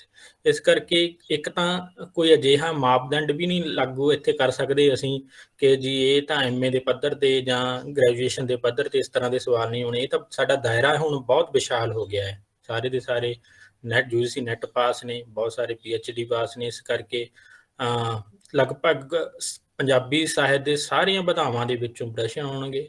ਦਾਇਰਾ ਪੂਰਾ ਵਿਸ਼ਾਲ ਹੈ, ਖੁੱਲਾ ਹੈ। ਇਸ ਕਰਕੇ ਇਸ ਗੱਲ ਦੀ ਸੰਕੋਚ ਨਾ ਕਰਨੀ ਕਿ ਸ਼ਾਇਦ ਇਸ ਤਰ੍ਹਾਂ ਦਾ ਪ੍ਰਸ਼ਨ ਨਹੀਂ ਆ ਸਕਦਾ, ਸਗੋਂ ਖੁਦ ਪ੍ਰਸ਼ਨ ਬਣਾਉਣ ਦੀ, ਮੈਂ ਤਾਂ ਇਹ ਗੱਲ ਕਹਾਂਗਾ ਤੁਹਾਨੂੰ, ਖੁਦ ਪ੍ਰਸ਼ਨ ਬਣਾਉਣ ਦੀ ਆਦਤ ਪਾਓ। ਕਿਉਂਕਿ ਜੇ ਤੁਸੀਂ ਖੁਦ ਪ੍ਰਸ਼ਨ ਬਣਾਉਣਾ ਸਿੱਖ ਗਏ, ਕ੍ਰੀਏਟ ਕਰੋਗੇ, ਤਾਂ ਉਹਦਾ ਕਾਫੀ ਲਾਭ ਤੁਹਾਨੂੰ ਹੋਏਗਾ। ਬਣੇ ਬਣਾਏ ਜਿਹੜੇ ਪ੍ਰਸ਼ਨ ਨੇ ਉਹਨਾਂ ਨੂੰ ਵੀ ਤੁਸੀਂ ਪੜ੍ਹੋ ਜ਼ਰੂਰ, ਕਿਉਂਕਿ ਜਦੋਂ ਅਸੀਂ ਖੁਦ ਪ੍ਰਸ਼ਨ ਬਣਾਉਂਦੇ ਆ ਨਾ, ਉਦੋਂ ਸਾਨੂੰ ਕਾਫੀ ਚੀਜ਼ਾਂ 'ਚ ਜਾਣਾ ਪੈਂਦਾ ਹੈ, ਉਹਦੀ ਡਿਟੇਲ 'ਚ ਜਾਣਾ ਪੈਂਦਾ ਹੈ, ਤਾਂ ਸੋਚਦੇ ਹਾਂ ਉਹਦੇ ਬਾਰੇ, ਤਾਂ ਉਹ ਫਿਰ ਸਾਡੇ ਕਾਫੀ ਯਾਦ ਰਹਿੰਦੇ ਨੇ। ਚਲੋ ਅਸੀਂ ਆਪਣੇ ਵਿਸ਼ੇ ਵੱਲ ਵੱਧਦੇ ਹਾਂ। ਹਾਂਜੀ, ਅਗਲਾ ਭਾਗ ਹੈ ਵਾਰਾਂ ਦਾ। ਵਾਰਾਂ ਵੀ ਜਿਹੜੀਆਂ ਨੇ ਰਾਗ ਜਿਹੜੀ ਵੱਧ ਬਾਣੀਆਂ ਦੇ ਵਿੱਚ ਦਰਜ ਨੇ, ਸਾਰੇ ਹੀ ਅਸੀਂ ਜਾਣਦੇ ਹਾਂ। ਤਾਂ ਸਵਾਲ ਆ ਸਕਦਾ ਵੀ ਗੁਰੂ ਗ੍ਰੰਥ ਸਾਹਿਬ ਦੇ ਵਿੱਚ ਜਿਹੜੀਆਂ 22 ਵਾਰਾਂ ਨੇ, ਤਾਂ ਸਾਰਿਆਂ ਨੂੰ ਅੰਡਰਸਟੂਡ ਹੀ ਹੈ ਗੱਲ। ਇਹ ਪ੍ਰਸ਼ਨ ਤਾਂ ਆਉਣ ਨਹੀਂ ਲੱਗਾ ਵੀ ਕਿੰਨੀਆਂ ਵਾਰਾਂ ਦਰਜ ਨੇ ਗੁਰੂ ਗ੍ਰੰਥ ਸਾਹਿਬ ਦੇ ਵਿੱਚ। ਹਾਂਜੀ, ਇਹ ਜ਼ਰੂਰ ਆ ਸਕਦਾ ਕਿ 22 ਵਾਰਾਂ ਜਿਹੜੀਆਂ ਦਰਜ ਨੇ ਉਹ ਕਿੰਨੇ ਰਾਗਾਂ ਦੇ ਵਿੱਚ ਨੇ।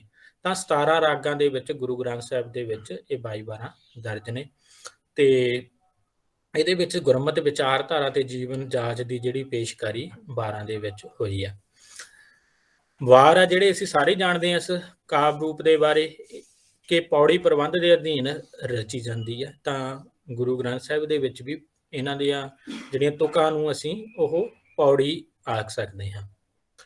ਤਾਂ ਇਹ ਵੀ ਸਾਨੂੰ ਪਤਾ ਹੈ ਕਿ ਬਹੁਤੀਆਂ ਵਾਰਾਂ ਨੇ ਜਿਹੜੀਆਂ ਉਹ ਲੋਕ ਵਾਰਾਂ ਦੀਆਂ ਧੁਨੀਆਂ ਤੇ ਗਾਉਣ ਦਾ ਸਾਨੂੰ ਨਿਰਦੇਸ਼ ਹੈ। ਠੀਕ ਹੈ ਜੀ। ਤਾਂ ਸਵਾਲ ਅਗਲਾ ਇਹ ਵੀ ਬਣਦਾ ਹੈ ਕਿ ਇਸ ਗੱਲ ਨੂੰ ਸੋਚਿਓ ਕਿ ਗੁਰੂ ਗ੍ਰੰਥ ਸਾਹਿਬ ਦੇ ਵਿੱਚ ਕਿੰਨੀਆਂ ਵਾਰਾਂ ਨੇ ਜਿਨ੍ਹਾਂ ਨੂੰ ਜਿਹੜੀਆਂ ਸਾਡੀਆਂ 9 ਲੋਕ ਵਾਰਾਂ ਨੇ ਉਹਨਾਂ ਦੀਆਂ ਧੁਨੀਆਂ ਤੇ ਗਾਉਣ ਦੇ ਨਿਰਦੇਸ਼ ਨੇ। 22 ਵਾਰਾਂ ਦੇ ਵਿੱਚੋਂ ਕਿੰਨੀਆਂ ਵਾਰਾਂ ਨੇ ਜਿਨ੍ਹਾਂ ਨੂੰ ਗੁਰੂ ਗ੍ਰੰਥ ਸਾਹਿਬ ਦੇ ਵਿੱਚ ਲੋਕ ਵਾਰਾਂ ਦੀ ਧੁਨੀਆਂ ਤੇ ਗਾਉਣ ਦੇ ਨਿਰਦੇਸ਼ ਨੇ। ਇਸ ਤਰ੍ਹਾਂ ਦਾ ਪ੍ਰਸ਼ਨ ਵੀ ਆ ਸਕਦਾ ਹੈ। ਠੀਕ ਹੈ ਜੀ। ਇਹਦੇ ਵਿੱਚ ਇਹ ਸਾਰਾ 12 ਜਿਹੜੀਆਂ ਵੀਰ ਰਸੀ ਨੂੰ ਅਸੀਂ ਦੇਖਦੇ ਹਾਂ ਆਮ ਤੌਰ ਦੇ ਉੱਤੇ ਪੇਸ਼ ਕਰਦੀਆਂ ਨੇ। ਲੋਕ ਵਾਰਾਂ ਦੇ ਵਿੱਚ ਵੀਰ ਰਸ ਪੇਸ਼ ਹੋਇਆ, ਉਹਦੇ ਵਿੱਚ ਵਿਸ਼ੇ ਪੇਸ਼ ਹੋਏ ਨੇ, ਤੇ ਨਾਇਕ ਤੇ ਖਲਨਾਇਕ ਦੀ ਵੰਡ ਆ ਜਿਹੜੀ, ਟਕਰਾ ਤਣਾ ਜਿਹੜਾ ਇਹਦੇ ਵਿੱਚ 12 ਦੇ ਵਿੱਚ ਟੱਕਰ ਸਾਨੂੰ ਵੇਖਣ ਨੂੰ ਮਿਲਦੀ ਹੈ।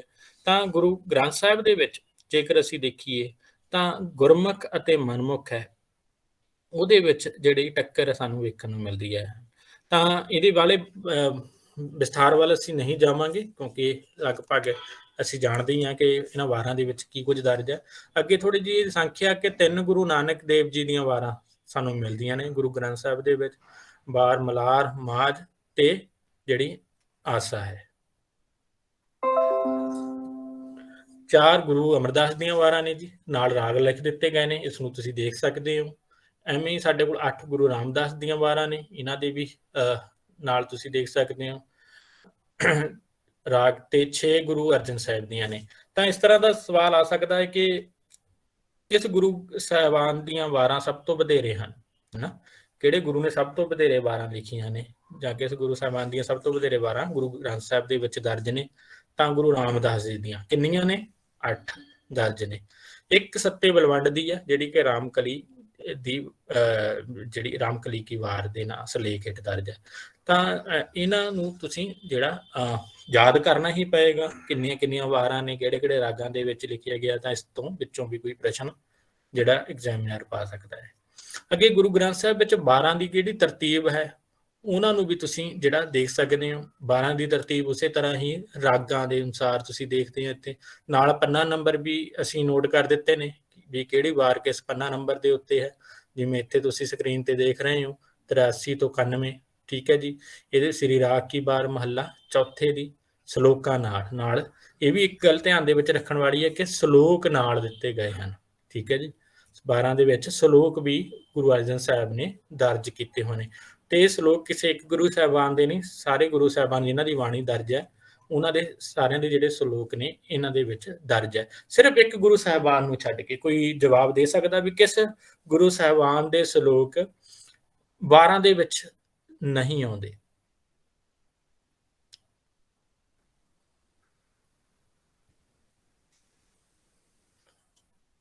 ਕੋਈ ਵੀ ਸਾਥੀ ਸਾਡਾ ਮੈਸੇਜ ਕਰ ਸਕਦਾ ਹੈ। ਠੀਕ ਹੈ ਜੀ। ਸਵਰਨਜੀਤ ਕੌਰ ਜੀ ਕਹਿ ਰਹੇ ਨੇ 2। ਅੱਛਾ, ਹਾਂਜੀ ਬਿਲਕੁਲ, ਅਨਮੋਲ ਸਿੰਘ ਨੇ ਸਹੀ ਜਵਾਬ ਦਿੱਤਾ। 9ਵੇਂ ਗੁਰੂ ਨੇ ਜਿਹੜੇ ਉਹਨਾਂ ਦੇ ਜਿਹੜੇ ਸਲੋਕ ਨੇ ਉਹ 12 ਦੇ ਵਿੱਚ ਦਰਜ ਨਹੀਂ ਹੈ, ਉਹਨਾਂ ਦੇ ਅਖੀਰ ਦੇ ਵਿੱਚ ਦਰਜ ਕੀਤੇ ਗਏ ਹਨ। ਠੀਕ ਹੈ ਜੀ। ਤੇ 12 ਦੇ ਵਿੱਚ ਉਹਨਾਂ ਦੇ ਦਰਜ ਸਲੋਕ ਸਾਨੂੰ ਨਹੀਂ ਮਿਲਦੇ। ਤਾਂ ਇਹ ਸਾਰੀ ਤਰਤੀਬ ਤੁਸੀਂ ਬਾਅਦ ਦੇ ਵਿੱਚ ਜਿਹੜਾ ਇਸ ਨੂੰ ਦੇਖ ਸਕਦੇ ਹੋ। ਇਸ ਨੂੰ ਮੈਂ ਅੱਗੇ ਲੰਘਾ ਰਿਹਾ ਜੀ।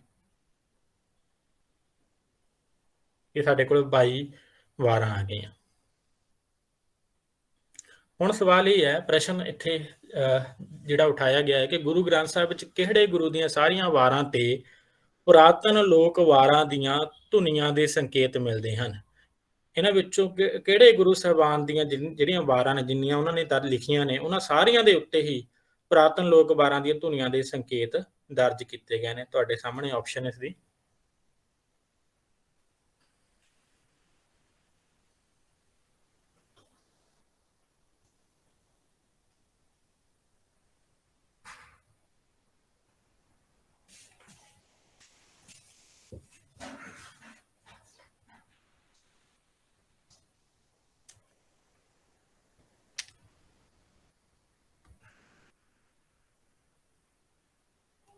ਹਾਂਜੀ ਬਿਲਕੁਲ, ਸਾਰੇ ਸਾਥੀ ਠੀਕ ਜਵਾਬ ਦੇ ਰਹੇ ਨੇ। ਗੁਰੂ ਨਾਨਕ ਸਾਹਿਬ ਦੀਆਂ 3 ਵਾਰਾਂ ਜਿਹੜੀਆਂ ਗੁਰੂ ਗ੍ਰੰਥ ਸਾਹਿਬ ਦੇ ਵਿੱਚ ਦਰਜ ਨੇ, ਉਹਨਾਂ ਦੇ ਸਾਰੀਆਂ ਵਾਰਾਂ ਦੇ ਉੱਤੇ ਜਿਹੜੇ ਆ ਲੋਕ ਵਾਰਾਂ ਦੀਆਂ ਧੁਨੀਆਂ ਦੇ ਸੰਕੇਤ ਮਿਲਦੇ ਨੇ। ਇਕੱਲੇ ਗੁਰੂ ਨਾਨਕ ਸਾਹਿਬ ਦੀਆਂ, ਹੋਰ ਜਿਹੜੇ ਗੁਰੂ ਅਮਰਦਾਸ ਨੇ, ਗੁਰੂ ਰਾਮਦਾਸ ਨੇ ਜਾਂ ਗੁਰੂ ਅਰਜਨ ਨੇ, ਇਹਨਾਂ ਸਾਰਿਆਂ ਦੀਆਂ ਵਾਰਾਂ, ਸਾਰੀਆਂ ਵਾਰਾਂ ਤੇ ਇਹਨਾਂ ਦੀਆਂ ਤੇ ਸੰਕੇਤ ਸਾਨੂੰ ਨਹੀਂ ਮਿਲਦੇ ਹੈ। ਠੀਕ ਹੈ ਜੀ। ਅੱਛਾ ਜੀ, ਕੋਈ ਇਹ ਵੀ ਦੱਸ ਸਕਦਾ ਹੁਣ ਪ੍ਰਸ਼ਨ ਇਹਦੇ ਨਾਲ ਹੀ ਜੋ ਮਿਲਦਾ ਜੁਲਦਾ ਅਸੀਂ ਜੇਕਰ ਕਰ ਲਈਏ ਕਿ ਕੁੱਲ ਕਿੰਨੀਆਂ ਜਿਹੜੀਆਂ ਵਾਰਾਂ ਨੇ ਲੋਕ ਵਾਰਾਂ ਦੀਆਂ ਧੁਨੀਆਂ ਤੇ ਸੰਕੇਤ ਮਿਲਦੇ ਨੇ ਸਾਨੂੰ? ਗੁਰੂ ਗ੍ਰੰਥ ਸਾਹਿਬ ਦੀਆਂ ਕੁੱਲ ਕਿੰਨੀਆਂ ਵਾਰਾਂ ਦੇ ਉੱਤੇ ਜਿਹੜੀਆਂ 9 ਲੋਕ ਵਾਰਾਂ ਨੇ ਉਹਨਾਂ ਦੇ ਗਾਉਣ ਦੇ ਸੰਕੇਤ ਮਿਲਦੇ ਹਨ 22 ਵਾਰਾਂ ਦੇ ਵਿੱਚੋਂ?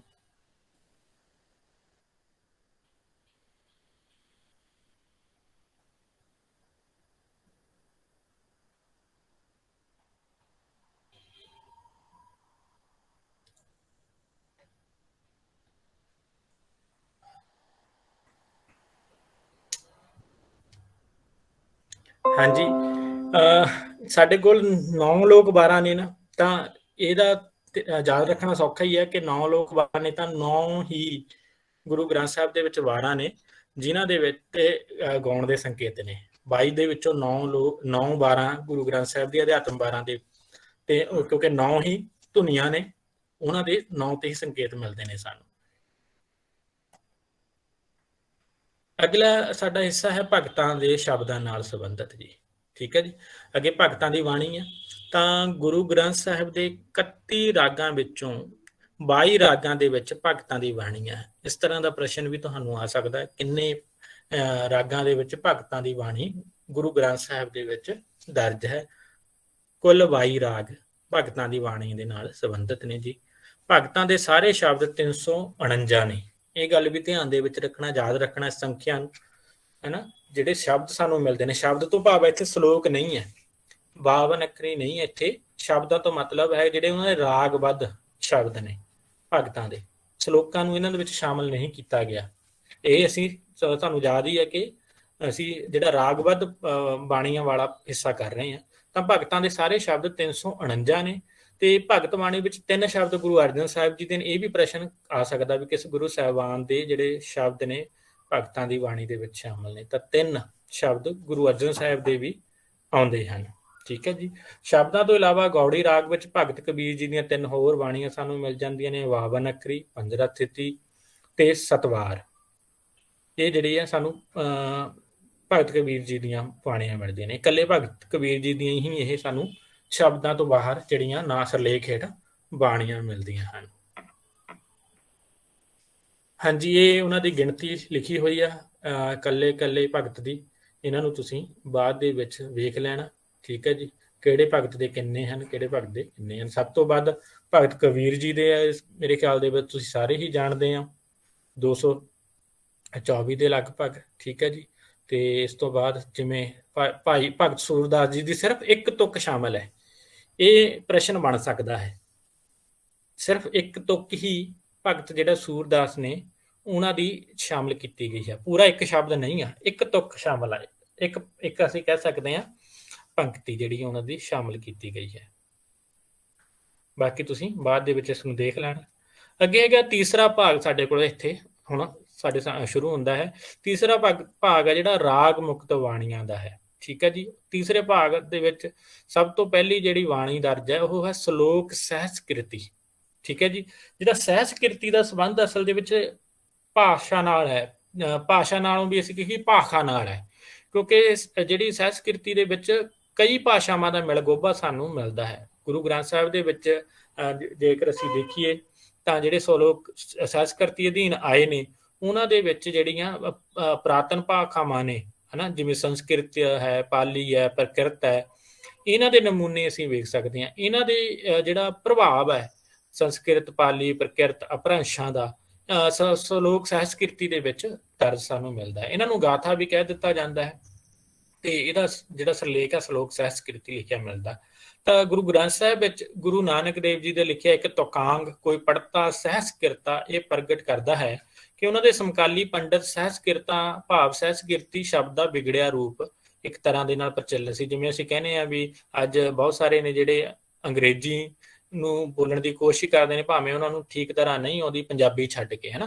ਤਾਂ ਇਸ ਤਰ੍ਹਾਂ ਦਾ ਰੁਝਾਨ ਸੀ, ਜਿਵੇਂ ਉਹਨਾਂ ਦੇ ਸਮਿਆਂ ਦੇ ਵਿੱਚ ਵੀ ਆਪਣੀ ਰੁਤਬੇ ਦਾ, ਹਨਾ, ਆਪਣੇ ਗਿਆਨ ਦਾ ਪ੍ਰਭਾਵ ਪਾਉਣ ਦੇ ਲਈ ਉਹ ਇਸ ਤਰ੍ਹਾਂ ਦੀ ਸ਼ਬਦਾਵਲੀ ਬੋਲਦੇ ਸਨ ਜਦੋਂ ਕਿ ਗਿਆਨ ਉਹਨਾਂ ਨੂੰ ਨਹੀਂ ਸੀ। ਤਾਂ ਗੁਰੂ ਸਾਹਿਬਾਨ ਦੇ ਸਮੇਂ ਤੋਂ ਉਹਨਾਂ ਤੋਂ ਪਹਿਲਾਂ ਪੰਡਤ ਆਮ ਲੋਕਾਂ ਦੀ ਬੋਲੀ ਨੂੰ ਗੰਬਾਰੂ ਭਾਸ਼ਾ ਕਹਿ ਕੇ ਉਸ ਦੀ ਵਰਤੋਂ ਤੋਂ ਜਿਹੜਾ ਪਰਹੇਜ਼ ਜਿਹੜਾ ਕਰਦੇ ਸਨ ਤੇ ਉਹਨਾਂ ਜਦੋਂ ਕਿ ਉਹਨਾਂ ਨੂੰ ਸੰਸਕ੍ਰਿਤ ਦਾ ਵੀ ਪੂਰਾ ਗਿਆਨ ਨਹੀਂ ਹੁੰਦਾ ਸੀ, ਜਿਵੇਂ ਇੱਥੇ ਵੀ ਤੁਸੀਂ ਦੇਖ ਸਕਦੇ ਹੋ। ਤਾਂ ਇਹ ਇੱਕ ਤਰ੍ਹਾਂ ਦੀ ਦੇਸੀ ਭਾਸ਼ਾ ਦੀ ਖਿਚੜੀ ਬਣ ਗਈ, ਉਹਨਾਂ ਦੀ ਬੋਲੀ ਜਿਹੜੀ ਸੰਸਕ੍ਰਿਤ ਅਤੇ ਦੇਸੀ ਭਾਸ਼ਾ ਦੀ ਖਿਚੜੀ ਬਣ ਗਈ। ਤਾਂ ਇਸ ਅਧੀਨ ਜੇਕਰ ਅਸੀਂ ਦੇਖੀਏ ਤਾਂ ਸ੍ਰੀ ਗੁਰੂ ਗ੍ਰੰਥ ਸਾਹਿਬ ਵਿੱਚ ਵਧੇਰੇ ਸਹਿਸਕ੍ਰਿਤੀ ਸ਼ਲੋਕ ਗੁਰੂ ਅਰਜਨ ਦੇਵ ਜੀ ਦੇ ਲਿਖੇ ਹੋਏ ਮਿਲਦੇ ਹਨ। ਉਹਨਾਂ ਦੀ ਜੈਸਰੀ ਦੀ ਵਾਰ ਹਰ ਪੌੜੀ ਦਾ ਪਹਿਲਾ ਸ਼ਲੋਕ ਸਹਿਸਕ੍ਰਿਤੀ ਸ਼ਲੋਕ ਹੈ। ਠੀਕ ਹੈ ਜੀ। ਪਰ ਇੱਥੇ ਇਹ ਦੇਖਣ ਦੀ ਲੋੜ ਹੈ ਕਿ ਜਿਹੜਾ ਇੱਥੇ ਜੈਸਰੀ ਦੀ ਵਾਰ ਆ, ਇੱਥੇ ਇਹ ਸ਼ਲੋਕ ਸਹਿਸਕ੍ਰਿਤੀ ਦੇ ਵਿੱਚ ਸ਼ਾਮਲ ਨਹੀਂ ਹੈ।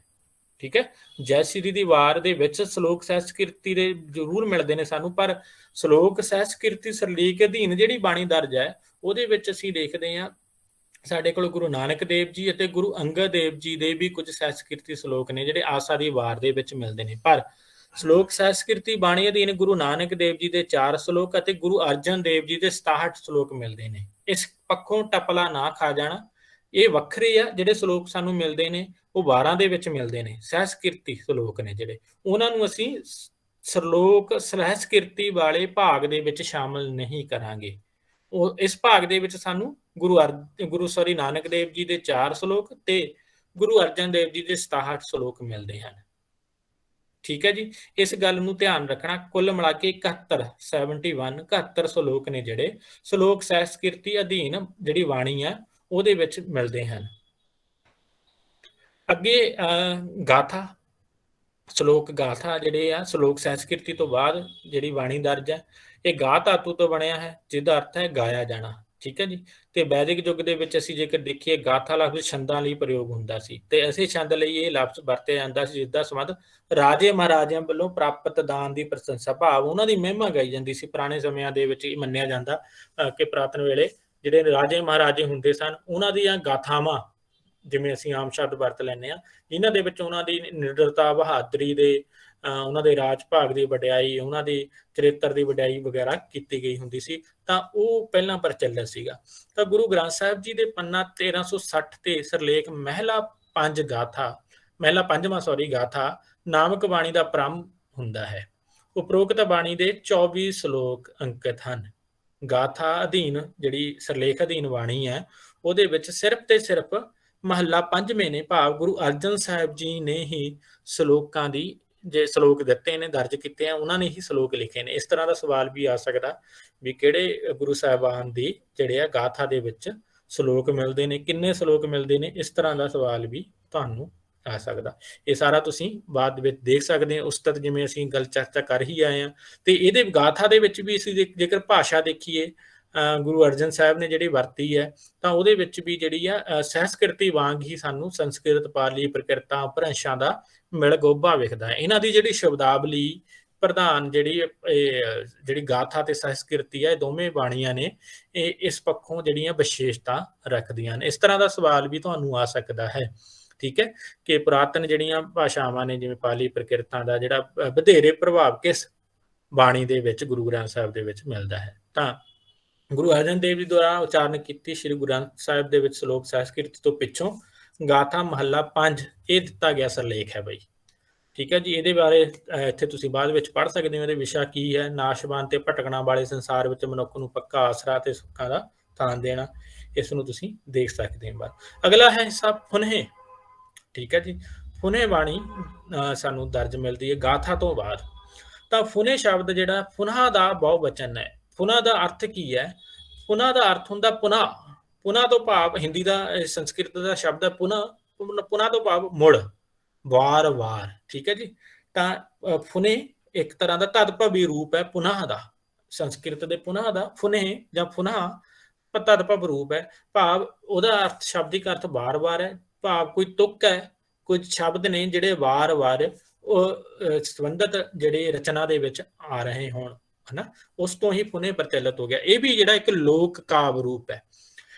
ਗੁਰੂ ਅਰਜਨ ਸਾਹਿਬ ਨੇ ਫੁਨੇ ਜਿਹੜਾ ਲੋਕ ਕਾਵਿ ਰੂਪ ਦੇ ਵਿੱਚੋਂ ਹੀ ਇਸ ਕਾਵਿ ਰੂਪ ਦੀ ਚੋਣ ਕੀਤੀ ਹੈ। ਉਹਨਾਂ ਦਾ ਪ੍ਰਭਾਵ ਲੋਕ ਕਾਵਿ ਦਾ ਵਧੇਰੇ ਸਾਨੂੰ ਦਿਖਾਈ ਦਿੰਦਾ ਹੈ ਸੰਸਕ੍ਰਿਤ ਦੇ ਮੁਕਾਬਲੇ। ਇਹਦੇ ਵਿੱਚ ਵੀ ਸਿਰਫ ਤੇ ਸਿਰਫ ਗੁਰੂ ਅਰਜਨ ਸਾਹਿਬ ਜੀ ਦੇ ਹੀ ਬਾਣੀ ਸਾਨੂੰ ਦਰਜ ਮਿਲਦੀ ਹੈ। ਇਹਨਾਂ ਦੇ ਵਿੱਚ 23 ਸ਼ਲੋਕ ਨੇ ਗੁਰੂ ਅਰਜਨ ਸਾਹਿਬ ਦੇ ਫੁਨੇ ਦੇ ਵਿੱਚ, ਅਤੇ ਸ੍ਰੀ ਗੁਰੂ ਗ੍ਰੰਥ ਸਾਹਿਬ ਦੇ ਪੰਨਾ ਨੰਬਰ 1361 ਤੋਂ 63 ਤੱਕ ਫੁਨੇ ਸਿਰਲੇਖ ਅਧੀਨ ਗੁਰੂ ਅਰਜਨ ਸਾਹਿਬ ਦੇ ਜਿਹੜੇ ਸ਼ਲੋਕ ਦਰਜ ਕੀਤੇ ਹੋਏ ਸਾਨੂੰ ਮਿਲਦੇ ਹਨ। ਇਸ ਬਾਣੀ ਦੇ ਵਿੱਚ ਦੀ ਜੇਕਰ ਅਸੀਂ ਵਿਸ਼ੇਸ਼ਤਾ ਦੇਖੀਏ, ਹਰਿਆ ਸ਼ਬਦ ਹੈ ਜਿਹੜਾ ਉਹਦਾ ਬਾਰ-ਬਾਰ ਪ੍ਰਯੋਗ ਹੋਇਆ ਇਸ ਸ਼ਲੋਕਾਂ ਦੇ ਵਿੱਚ ਮਿਲਦਾ ਹੈ। ਕਈ ਵਾਰ ਇਸ ਤਰ੍ਹਾਂ ਦਾ ਪ੍ਰਸ਼ਨ ਵੀ ਆ ਸਕਦਾ ਕਿ ਹਰਿਆ ਸ਼ਬਦ ਕਿਸ ਬਾਣੀ ਦੇ ਵਿੱਚ ਬਾਰ-ਬਾਰ ਪ੍ਰਯੋਗ ਕੀਤਾ ਗਿਆ ਹੈ? ਇਹ ਸਵਾਲ ਵੀ ਬਣ ਸਕਦਾ ਹੈ। ਠੀਕ ਹੈ ਜੀ। ਤਾਂ ਇਹ ਧਿਆਨ ਦੇ ਵਿੱਚ ਤੁਸੀਂ ਰੱਖਣਾ ਹੋਏਗਾ। 4 ਤੁਕਾਂ ਦੇ ਇਸ ਛੰਦ ਦੀ ਹਰ ਤੁਕ ਵਿੱਚ 21 ਮਾਤਰਾਵਾਂ ਦਾ ਵਿਧਾਨ ਹੈ। 11 ਤੇ 10 ਉੱਤੇ ਵਿਸ਼ਰਾਮ ਹੁੰਦਾ ਹੈ। ਪਰ ਗੁਰੂ ਅਰਜਨ ਸਾਹਿਬ ਇਹਨਾਂ ਜਿਹੜੇ ਨਿਯਮਾਂ ਨੂੰ ਜਾਂ ਇਹਨਾਂ ਬੰਧਨਾਂ ਨੂੰ ਸਵੀਕਾਰ ਨਹੀਂ ਕਰਦੇ। ਇਸ ਪੱਖੋਂ ਉਹਨਾਂ ਨੇ ਜਿਹੜੀ ਖੁੱਲ੍ਹ ਲਈ ਹੋਈ ਹੈ। ਤਾਂ ਗੁਰੂ ਅਰਜਨ ਸਾਹਿਬ ਜੀ ਦੇ ਲਿਖੇ ਪੁਨਿਆਂ ਦੀ ਭਾਸ਼ਾ ਦੀ ਜੇਕਰ ਵਿਸ਼ੇਸ਼ਤਾ ਦੇਖੀਏ ਤਾਂ ਬ੍ਰਜ ਭਾਸ਼ਾ ਦਾ ਜਿਹੜਾ ਵਧੇਰੇ ਪ੍ਰਭਾਵ ਸਾਨੂੰ ਇਹਨਾਂ ਦੇ ਵਿੱਚ ਮਿਲਦਾ ਹੈ। ਤੇ ਇਹਦੀ ਜਿਹੜੀ ਸ਼ੈਲੀ ਹੈ ਉਹ ਸੰਬੋਧਨਾਤਮਕ ਹੈ। ਠੀਕ ਹੈ ਜੀ। ਸੰਬੋਧਨੀ ਸ਼ੈਲੀ ਦੇ ਵਿੱਚ ਸਾਨੂੰ ਮਿਲਦੇ ਨੇ। ਤੇ ਇਹਦੇ ਵਿਸ਼ੇ ਦੀ ਜੇਕਰ ਅਸੀਂ ਦੇਖੀਏ ਗੱਲ, ਤਾਂ ਮਨੁੱਖ ਦੇ ਮਨ ਵਿੱਚ ਕਰਮਾਂ ਅਨੁਸਾਰ ਸੰਸਕਾਰ ਬਣਦੇ ਰਹਿੰਦੇ ਨੇ ਤੇ ਉਹਨਾਂ ਸੰਸਕਾਰਾਂ ਅਨੁਸਾਰ ਹੀ ਉਹਨਾਂ ਦੇ ਅਗਲੇ ਜਨਮਾਂ ਦਾ ਸਰੂਪ ਨਿਸ਼ਚਿਤ ਹੁੰਦਾ ਹੈ। ਤਾਂ ਮਨੁੱਖ ਦੇ ਸਾਰੇ ਸੰਸਾਰਿਕ ਪ੍ਰਪੰਚ ਤੇ ਐਸ਼-ਵਰਸ਼ ਪ੍ਰਮਾਤਮਾ ਦੇ ਪ੍ਰੇਮ ਅਤੇ ਸੰਜੋਗ ਤੋਂ ਬਿਨਾਂ ਵਿਅਰਥ ਹਨ। ਇਹ ਇਹਦਾ ਕੇਂਦਰੀ ਸੂਤਰ ਹੈ ਇਸ ਬਾਣੀ ਦਾ। ਉਦਾਹਰਨ ਤੁਸੀਂ ਦੇਖ ਰਹੇ ਹੋ, ਡਿੱਠੇ ਸਭੇ ਥਾਪ ਨਹੀਂ ਤੁਧ ਜਿਹਾ ਬਹੁਤ ਹੀ ਮਕਬੂਲ। ਇਹ ਪੰਕਤੀਆਂ ਨੇ। ਅਸੀਂ ਸਾਰੇ ਜਾਣਦੇ ਹਾਂ ਜਿਹੜੇ ਖਾਸ ਤੌਰ ਤੇ ਸਿੱਖ ਧਰਮ ਨਾਲ ਜੁੜੇ ਨੇ ਜਾਂ ਸਵੇਰੇ ਸ਼ਾਮ ਬਾਣੀ ਸੁਣਦੇ ਨੇ, ਤਾਂ ਅਸੀਂ ਪੀਟੀਸੀ ਨਿਊਜ਼ ਦੀ ਵੀ ਇੱਕ ਤਰ੍ਹਾਂ ਦੀ ਟਾਈਟਲ ਤੁਸੀਂ ਦੇਖ ਸਕਦੇ ਹੋ, ਤੁਕ ਹੈ ਜਿੱਥੇ ਇਹਨਾਂ ਨਾਲ ਖਤਮ ਹੁੰਦੀ ਆ। ਤਾਂ ਇਹ ਫੁਨਾਂ ਦੇ ਵਿੱਚ ਆਏ ਆ। ਇਸ ਤਰ੍ਹਾਂ ਦਾ ਸਵਾਲ ਇਹ ਤੁਕ ਵੀ ਆ ਸਕਦੀ ਹੈ ਵੀ ਕਿਸ ਬਾਣੀ ਦੇ ਵਿੱਚੋਂ ਲਈ ਗਈ ਹੈ ਡਿੱਠੇ ਸਭਾ ਵਾਲੀ, ਹੈ ਨਾ। ਤਾਂ ਅਗਲਾ ਹਿੱਸਾ ਹੈ ਚੌਬਲੇ, ਹੈ ਨਾ। ਚੌਬਲੇ ਤੋਂ ਮਤਲਬ 4 ਬੋਲ। ਜੇਕਰ ਇਹਨੂੰ ਸਧਾਰਨ ਸ਼ਬਦਾਂ ਦੇ ਵਿੱਚ ਕਹੀਏ ਤਾਂ ਗੁਰੂ ਗ੍ਰੰਥ ਸਾਹਿਬ ਦੇ ਵਿੱਚ 31 ਰਾਗਾਂ ਤੋਂ ਬਾਅਦ ਜੋ ਰਾਗ ਮੁਕਤ ਬਾਣੀਆਂ ਸੰਕਲਿਤ ਹੋਈਆਂ ਨੇ, ਉਹਨਾਂ ਵਿੱਚ ਚੌਥੇ ਕਰਮ ਤੇ ਚੌਬਲੇ ਦਰਜ ਹਨ। ਇਹ ਪੰਨਾ ਨੰਬਰ 1363 ਤੋਂ 64 ਤੇ ਹਨ। ਠੀਕ ਹੈ ਜੀ। ਉਸੇ ਤੋਂ ਬਾਅਦ ਉਹ ਕੰਟੀਨਿਊਟੀ ਦੇ ਵਿੱਚ ਹੀ ਇਹ ਸਾਰੀ ਦੀ ਸਾਰੀ ਬਾਣੀ ਆ ਰਹੀ ਹੈ। ਫੁਨੇ ਤੋਂ ਬਾਅਦ ਦਾ ਹਿੱਸਾ ਚੌਬਲਿਆਂ ਦਾ ਹੈ। ਚੌਥੇ ਕਰਮ ਉੱਤੇ ਚੌਬਲੇ ਦਰਜ ਹਨ ਤੇ ਇਹ ਚੌਬਲੇ ਗਿਣਤੀ ਦੇ ਵਿੱਚ 11 ਹਨ ਤੇ ਸਾਰੇ ਦੇ ਸਾਰੇ 5ਵੇਂ ਗੁਰੂ ਸਾਹਿਬਾਨ ਦੇ ਲਿਖੇ ਹੋਏ ਨੇ। ਇਹ ਗੱਲ ਵੀ ਧਿਆਨ ਦੇ ਵਿੱਚ ਰੱਖਣਾ, ਜਿਹੜੇ ਗੁਰੂ ਗ੍ਰੰਥ ਸਾਹਿਬ ਦੇ ਵਿੱਚ ਚੌਬਲੇ ਸਾਨੂੰ ਮਿਲਦੇ ਨੇ, ਚੌਬਲੇ, ਤਾਂ ਉਹਨਾਂ ਦੀ ਜਿਹੜੀ ਗਿਣਤੀ ਆ 11 ਤੇ ਗੁਰੂ ਗ੍ਰੰਥ ਸਾਹਿਬ ਦੀ ਇਹ ਰਚਨਾ ਨੇ। ਪਿੰਗਲ ਸ਼ਾਸਤਰ ਦੀ ਸੂਝ ਰੱਖਣ ਵਾਲੇ ਵਿਦਵਾਨਾਂ ਦੀ ਜੇਕਰ ਗੱਲ ਕਰੀਏ ਤਾਂ ਚੌਬਲਿਆਂ ਨੂੰ ਇੱਕ ਵਿਸ਼ੇਸ਼ ਛੰਦ ਮੰਨਦੇ ਨੇ ਤੇ ਇਸ ਨੂੰ ਇੱਕ ਚੌਪਈ ਜਿਹੜਾ ਛੰਦ ਹੈ ਉਹਦਾ ਇੱਕ ਭੇਦ ਵੀ ਮੰਨਦੇ ਨੇ। ਠੀਕ ਹੈ ਜੀ। ਤਾਂ ਕੁਝ ਵਿਦਵਾਨਾਂ ਦਾ ਵਿਚਾਰ ਹੈ ਕਿ 4 ਭਿੰਨ ਭਿੰਨ ਤੁਕਾਂਤਾਂ ਵਾਲਾ ਸਵਿਆ ਹੀ ਚੌਬਲਾ ਹੈ। ਵਿਦਵਾਨਾਂ ਨੇ ਵੀ ਇਹਨੂੰ ਪਰਿਭਾਸ਼ਿਤ ਕੀਤਾ। ਕਈਆਂ ਨੇ ਇਸ ਨੂੰ ਅੜਿੱਲ ਛੰਦ ਦਾ ਇੱਕ ਭੇਦ ਸਮਝਿਆ ਹੈ। ਕੁਝ ਵਿਦਵਾਨਾਂ ਦੀ ਸਥਾਪਨਾ ਹੈ ਕਿ ਛੰਦ ਦੇ ਇਸ ਛੰਦ ਦੇ 4 ਚਰਨਾਂ ਵਿੱਚ ਵੱਖ-ਵੱਖ ਭਾਸ਼ਾ ਵਰਤੀ ਗਈ ਹੋਵੇ, ਉਹ ਚੌਬਲਾ ਹੈ। ਹਰੇਕ ਛੰਦ ਦੇ ਵਿੱਚ ਵੱਖਰੀ ਭਾਸ਼ਾ ਦਾ ਪ੍ਰਭਾਵ ਸਾਨੂੰ ਮਿਲੇ ਤਾਂ ਉਹਨਾਂ ਨੇ ਕਿਹਾ ਇਹ ਚੌਬਲ ਹੈ। ਚੌਬਲਾ ਜਿਵੇਂ ਅਸੀਂ ਕਿਹਾ 4 ਬੋਲ ਮਾਰਨੇ, ਹੈ ਨਾ। ਤਾਂ ਇਹ ਇਹਦੇ ਅਰਥ ਲਏ ਜਾਂਦੇ ਨੇ। ਅੱਗੇ ਹੁਣ ਗੁਰਬਾਣੀ ਦੇ ਚੌਬਲਿਆਂ ਦੀ ਜੇਕਰ ਵਿਸ਼ੇਸ਼ਤਾ ਅਸੀਂ ਇੱਥੇ ਦੇਖੀਏ ਤਾਂ ਉੱਪਰਲੇ ਸਾਰੇ ਜਿਹੜੇ ਲੱਛਣ ਨੇ ਉਹ ਗੁਰਬਾਣੀ ਦੇ ਜਿਹੜੇ ਚੌਬਲੇ ਮਹੱਲਾ 5ਵਾਂ ਦੇ ਉੱਤੇ ਲਾਗੂ ਨਹੀਂ ਹੁੰਦੇ। ਇਹ ਸਾਰੇ ਲੱਛਣ ਜਿਹੜੇ ਦੱਸੇ ਨੇ, ਭਿੰਨ ਭਿੰਨ ਤੁਕਾਂਤ ਹੈ, ਭਿੰਨ ਭਿੰਨ ਭਾਸ਼ਾਵਾਂ ਵਰਤੀਆਂ ਗਈਆਂ ਹੁਣ, ਅੜਿੱਲ ਛੰਦ ਦੀ ਗੱਲ ਹੈ, ਚੌਪਈ ਦੀ ਗੱਲ ਆਈ ਆ, ਇਹਨਾਂ ਨੂੰ ਜਿਹੜਾ ਮਾਪਦੰਡਾਂ ਨੂੰ ਗੁਰੂ ਅਰਜਨ ਸਾਹਿਬ ਦੇ ਇਹਨਾਂ ਚੌਬਲਿਆਂ ਦੇ ਵਿੱਚ ਲਾਗੂ ਨਹੀਂ ਕੀਤਾ ਗਿਆ। ਸਾਰੇ ਦੇ ਸਾਰੇ ਚੌਬਲੇ ਆ ਜਿਹੜੇ ਦੋਹਰੇ ਦੇ ਤੋਲ ਵਿੱਚ ਰਚੇ ਹੋਏ ਹਨ। ਦੋਹਰੇ, ਠੀਕ ਹੈ ਜੀ।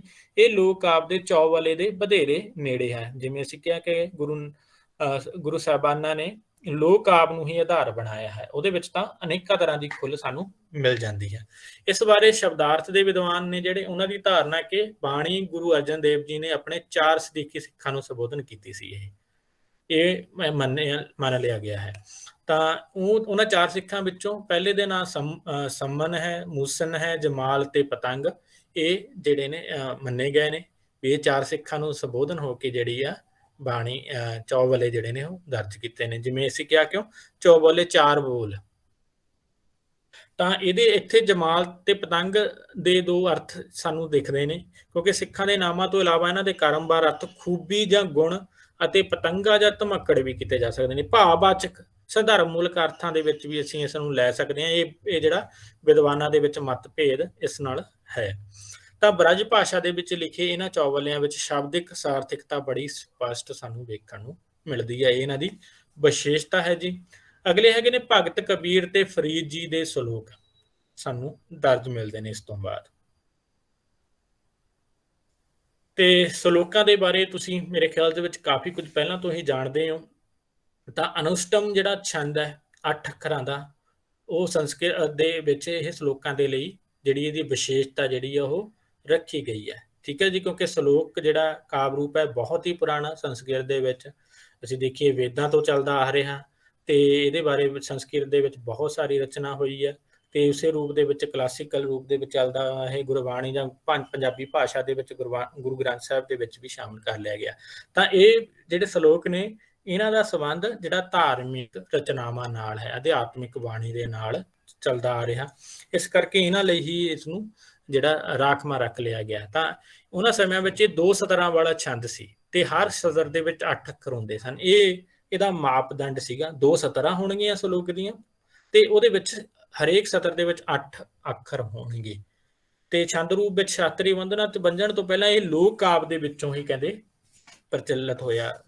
ਇਹ ਸਾਰੇ ਹੀ ਜਾਣਦੇ ਆ ਕਿ ਲੋਕ ਕਾਵਿ ਤੇ ਸ਼ਾਸਤਰੀ ਜਿਹੜਾ ਸਾਹਿਤ ਕਾਵਿ ਆ ਉਹ ਇੱਕ ਦੂਜੇ ਦੇ ਸਮਾਨਾਂਤਰ ਚੱਲਦੇ ਨੇ, ਇੱਕ ਦੂਜੇ ਦੇ ਵਿਰੋਧ ਦੇ ਵਿੱਚ ਵੀ ਵੱਧਦੇ ਵਿਕਸਿਤ ਹੁੰਦੇ ਚੱਲਦੇ ਆਉਂਦੇ ਹਨ।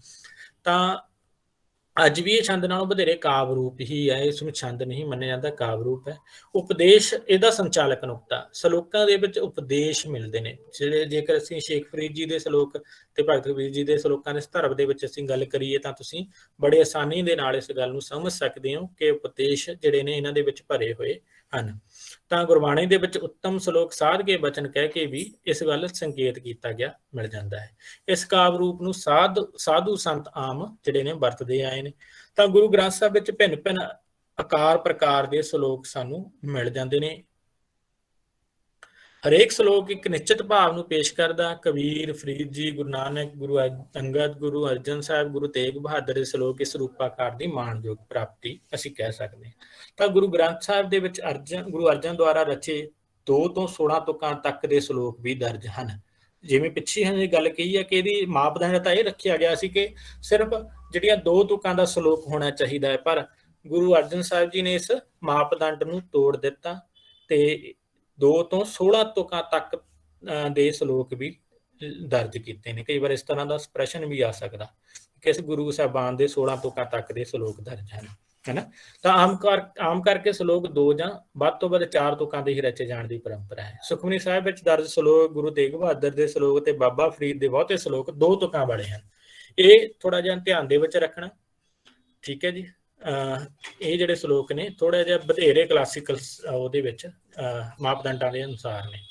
ਇਸ ਭਾਗ ਦੇ ਵਿੱਚ ਜੇਕਰ ਅਸੀਂ ਗੱਲ ਕਰੀਏ ਭਗਤ ਕਬੀਰ ਜੀ ਦੇ ਅਸੀਂ ਗੱਲ ਕੀਤੀ ਹੈ 243 ਤੇ ਸ਼ੇਖ ਫਰੀਦ ਜੀ ਦੇ 130 ਸਲੋਕ ਦਰਜ ਹਨ ਇਸ ਬਾਣੀ ਦੇ ਵਿੱਚ। ਇਸ ਭਾਗ ਦੇ ਵਿੱਚ 243 ਭਗਤ ਕਬੀਰ ਜੀ ਦੇ ਨੇ ਤੇ ਸ਼ੇਖ ਫਰੀਦ ਜੀ ਦੇ 130 ਸਲੋਕ ਨੇ। ਸ਼ਾਇਦ ਕਿਸੇ ਦੇ ਮਨ ਦੇ ਵਿੱਚ ਸਵਾਲ ਹੋਏਗਾ ਕਿ 130 ਨਹੀਂ ਹਨ, 112 ਹਨ, ਪਰ ਸਾਰੇ ਅਸੀਂ ਇਹ ਵੀ ਜਾਣਦੇ ਹਾਂ ਕਿ 18 ਗੁਰੂ ਸਾਹਿਬਾਨਾਂ ਦੇ ਵੀ ਨੇ, ਤਾਂ ਕੁੱਲ ਮਿਲਾ ਕੇ ਇਹ 130 ਹੋ ਜਾਂਦੇ ਹਨ। ਠੀਕ ਹੈ ਜੀ, ਇਸ ਗੱਲ ਨੂੰ ਧਿਆਨ ਦੇ ਵਿੱਚ ਰੱਖਣਾ। ਹੇਠਾਂ ਮੈਂ ਦਿੱਤਾ ਹੀ ਹੋਇਆ ਕਿ 18 ਸਲੋਕ ਗੁਰੂ ਸਾਹਿਬਾਨਾਂ ਦੇ ਦਰਜ ਹਨ। ਇਹਨਾਂ ਵਿੱਚੋਂ ਜੇਕਰ ਅਸੀਂ ਦੇਖੀਏ ਤਾਂ ਗੁਰੂ ਨਾਨਕ ਸਾਹਿਬ ਦੇ 4 ਸਲੋਕ ਨੇ, ਗੁਰੂ ਅਮਰਦਾਸ ਜੀ ਦੇ 5 ਸ਼ਾਮਲ ਨੇ, ਇੱਕ ਗੁਰੂ ਰਾਮਦਾਸ ਜੀ ਦਾ 1 ਹੈ ਤੇ ਗੁਰੂ ਅਰਜਨ ਦੇਵ ਜੀ ਦੇ 8 ਸਲੋਕ। ਤਾਂ ਇਹ ਕੁੱਲ ਮਿਲਾ ਕੇ 18 ਸਲੋਕ ਹੋਏ ਜਿਹੜੇ ਭਗਤ ਸ਼ੇਖ ਫਰੀਦ ਜੀ ਦੇ 112 ਸਲੋਕਾਂ ਦੇ ਨਾਲ ਦਰਜ ਹੋਏ ਮਿਲਦੇ ਨੇ। ਅਗਲਾ ਭਾਗ ਸਾਡੇ ਕੋਲ ਸਵਿਆਂ ਦਾ। ਸਵਿਆਂ ਦਾ ਸ਼ਾਬਦਿਕ ਅਰਥ ਹੈ ਸਵਾ ਸ਼ੇਰ ਦਾ ਵੱਟਾ, ਜੇਕਰ ਇਹਦਾ ਸ਼ਾਬਦਿਕ ਅਰਥ ਕੀ ਹੈ। ਤਾਂ ਦੂਸਰਾ ਜਿਹੜਾ ਦਾ ਅਰਥ ਪ੍ਰਸੰਗਿਕ ਲਿਖੀਏ ਤਾਂ ਸਵਾਇਆ ਤੋਂ ਭਾਵ ਸਵਾਈ ਕਲਾ ਚੜ੍ਹਨੀ, ਭਾਵ ਜਿਹਦੇ ਵਿੱਚ ਮਹਿਮਾ ਕੀਤੀ ਗਈ ਹੋਵੇ, ਪ੍ਰਸ਼ੰਸਾ ਕੀਤੀ ਗਈ ਹੋਵੇ, ਵਡਿਆਈ ਕੀਤੀ ਗਈ ਹੋਵੇ, ਕਿਸੇ ਦੀ ਉਸਤਤ ਕੀਤੀ ਗਈ ਹੋਵੇ, ਤਾਂ ਉਹਨਾਂ ਨੂੰ ਅਸੀਂ ਸਵੈ ਜਾਂ ਸਵਿਆ ਅਸੀਂ ਆਖਦੇ ਹਾਂ। ਤਾਂ ਇਹ ਇੱਕ ਉਸਤਤਨੁਮਾ ਇੱਕ ਪ੍ਰਸਿੱਧ ਛੰਦ ਹੈ ਜੋ ਭਿੰਨ ਭਿੰਨ ਨਾਮਾਂ ਦਾ ਵੇਖਿਆ ਜਾਂਦਾ ਹੈ, ਪਰ ਇਹਦਾ ਵਿਸ਼ੇਸ਼ ਸਿਰਲੇਖ ਸਵਈਆ ਹੀ ਹੋਇਆ ਹੈ ਜਿਹੜਾ ਸਾਨੂੰ ਗੁਰਬਾਣੀ ਦੇ ਵਿੱਚ ਗੁਰੂ ਗ੍ਰੰਥ ਸਾਹਿਬ ਦੇ ਵਿੱਚ ਮਿਲਦਾ ਹੈ। ਇਹ ਛੰਦ ਮਾਤ੍ਰਿਕ ਤੇ ਵਰਣਿਕ ਦੋਹਾਂ ਰੂਪਾਂ ਦੇ ਵਿੱਚ ਪਹਿਲਾਂ ਪ੍ਰਚਲਿਤ ਸੀ। ਮਾਤ੍ਰਿਕ ਮਾਤਰਾ ਦੇ ਆਧਾਰ ਤੇ ਵੀ ਤੇ ਵਰਨਾਂ ਦੇ ਆਧਾਰ ਤੇ ਵੀ ਇਹਦੀ ਜਿਹੜੀ ਵਰਤੋਂ ਕਰ ਲਈ ਜਾਂਦੀ ਸੀ। ਇਹਦੇ ਆਮ ਤੌਰ ਤੇ 4 ਚਰਨ ਹੁੰਦੇ ਹਨ। ਜੇ ਇਹਦੇ ਸਿਧਾਂਤਿਕ ਸਰੂਪ ਨੂੰ ਸਮਝਣਾ ਹੋਵੇ ਤਾਂ ਮਾਤ੍ਰਿਕ ਸਵੈ ਦੇ 4 ਚਰਨਾਂ ਦਾ ਤੁਕਾਂਤ ਅਨੁਪ੍ਰਾਸ ਮਿਲੇ ਤਾਂ ਉੱਤਮ ਹੈ, ਇਹ ਮੰਨਿਆ ਗਿਆ ਹੈ। ਭਾਵ ਇਹਦਾ ਜਿਹੜਾ ਤੁਕਾਂਤ ਅਨੁਪ੍ਰਾਸ ਰੂਪ ਦੇ ਵਿੱਚ ਹੀ ਮਿਲਣਾ ਚਾਹੀਦਾ ਹੈ। ਤੇ ਜਿਹੜਾ ਗੁਰੂ ਅਰਜਨ ਸਾਹਿਬ ਨੇ ਜਿਹੜਾ ਸਵੈ ਲਿਖੇ ਨੇ ਤਾਂ ਉਹਦੇ ਵਿੱਚ ਅਸੀਂ ਇਹਦਾ ਪ੍ਰਭਾਵ ਵੇਖ ਸਕਦੇ ਹਾਂ ਕਿ ਕਈ ਥਾਂ ਦੇ ਉੱਤੇ ਗੁਰੂ ਅਰਜਨ ਸਾਹਿਬ ਨੇ ਅਨੁਪ੍ਰਾਸ ਦੇ ਵਿੱਚ ਤੁਕਾਂਤ ਮਿਲਿਆ ਹੈ। ਨਹੀਂ ਤਾਂ ਫਿਰ ਕਹਿੰਦੇ ਵੀ 2 ਚਰਨਾਂ ਦਾ ਤਾਂ ਜ਼ਰੂਰ ਮਿਲਣਾ ਹੈ ਚਾਹੀਦਾ ਹੈ। ਜੇ 4 ਚਰਨਾਂ ਦੇ ਵਿੱਚ ਨਹੀਂ ਮਿਲਦਾ ਤਾਂ 2 ਦਾ ਜ਼ਰੂਰ ਅਨੁਪ੍ਰਾਨ ਦਾ ਤੁਕਾਂਤ ਹੋਣਾ ਚਾਹੀਦਾ। ਲਘੂ ਗੁਰੂ ਮਾਤਰਾਵਾਂ ਤੇ ਵਿਸ਼ਰਾਮ ਦੀ ਤਬਦੀਲੀ ਨਾਲ ਸਵਈਏ ਦੇ ਬਹੁਤ ਭੇਦ ਪਹਿਲਾਂ ਹੀ ਪ੍ਰਚਲਿਤ ਹੋਏ ਮਿਲਦੇ ਨੇ। ਆਹ ਸਾਰੀ ਉਹਨਾਂ ਦੀ ਕਿਸਮਾਂ ਤੁਸੀਂ ਦੇਖ ਸਕਦੇ ਹੋ ਅੱਗੇ ਲਿਖੀਆਂ ਮਿਲਦੀਆਂ ਨੇ। ਇਸ ਤਰ੍ਹਾਂ ਦਾ ਸਵਾਲ ਤਾਂ ਘੱਟ ਹੀ ਆ ਸਕਦਾ। ਤਾਂ ਸਵੈ ਸ੍ਰੀ ਮੁੱਖ ਬਾਗ ਮਹੱਲਾ 5 ਸਿਰਲੇਖ ਅਧੀਨ ਗੁਰੂ ਗ੍ਰੰਥ ਸਾਹਿਬ ਦੇ ਵਿੱਚ ਦਰਜ ਨੇ। ਇਹਨਾਂ ਦੀ ਵਿਸ਼ੇਸ਼ਤਾ ਕੀ ਹੈ, ਇਹਨਾਂ ਨੂੰ ਜਾਣ ਸਕਦੇ ਹਾਂ ਅਸੀਂ ਕਿ ਗੁਰੂ ਗ੍ਰੰਥ ਸਾਹਿਬ ਵਿੱਚ ਇਸ ਉਕਤੀ ਅਧੀਨ ਪੰਨਾ 1385 ਤੋਂ 1399 ਤੱਕ ਗੁਰੂ ਅਰਜਨ ਦੇਵ ਜੀ ਦੇ ਰਚੇ 20 ਸਵੈ ਦੇ 2 ਜੁੱਟ ਰਾਗ ਮੁਕਤ ਬਾਣੀ ਪ੍ਰਕਰਨ ਵਿੱਚ ਸੰਕਲਿਤ ਹਨ। ਠੀਕ ਹੈ ਜੀ, ਇਹ ਧਿਆਨ ਦੇ ਵਿੱਚ ਰੱਖਣੀ ਗਿਣਤੀ। ਇੱਕ ਤਾਂ ਗੁਰੂ ਅਰਜਨ ਸਾਹਿਬ ਜੀ ਨੇ ਹੀ ਸਵੈ ਪਹਿਲੇ ਜਿਹੜੇ ਆ ਗੁਰੂਆਂ ਦੇ ਵਿੱਚ ਲਿਖੇ ਨੇ। ਠੀਕ ਹੈ ਜੀ, ਤੇ ਇਹ 20 ਸਵੈਆਂ ਦੀ ਗਿਣਤੀ ਦੇ ਵਿੱਚ ਆਉਂਦੇ ਆ। 20 ਸਵੈ ਪਹਿਲੇ ਜੁੱਟ ਵਿੱਚ ਕੁੱਲ 9 ਸਵੈ ਹਨ, ਜਿਨ੍ਹਾਂ ਵਿੱਚੋਂ 5 ਤੁਕਾਂ ਦੇ 2, 6 ਤੁਕਾਂ ਦੇ 6, 8 ਤੁਕਾਂ ਦਾ 1 ਸਵੈਆ ਹੈ। ਇਹਨੂੰ ਵੀ ਤੁਸੀਂ ਧਿਆਨ ਦੇ ਵਿੱਚ ਰੱਖਣਾ। ਇਹਨਾਂ ਉੱਤੇ ਸਵੈਆਂ ਛੰਦਾਂ ਦੇ ਲੱਛਣ ਜਿਹੜੇ ਨੇ ਅਸੀਂ ਉੱਪਰ ਕਲਾਸੀਕਲ ਗਿਣ ਕੇ ਆਏ ਹਾਂ ਉਹ ਲਾਗੂ ਨਹੀਂ ਹੁੰਦੇ, ਸਾਰੇ ਗੁਰਬਾਣੀ ਦੇ ਵਿੱਚ ਹੀ ਨਹੀਂ ਹੁੰਦੇ।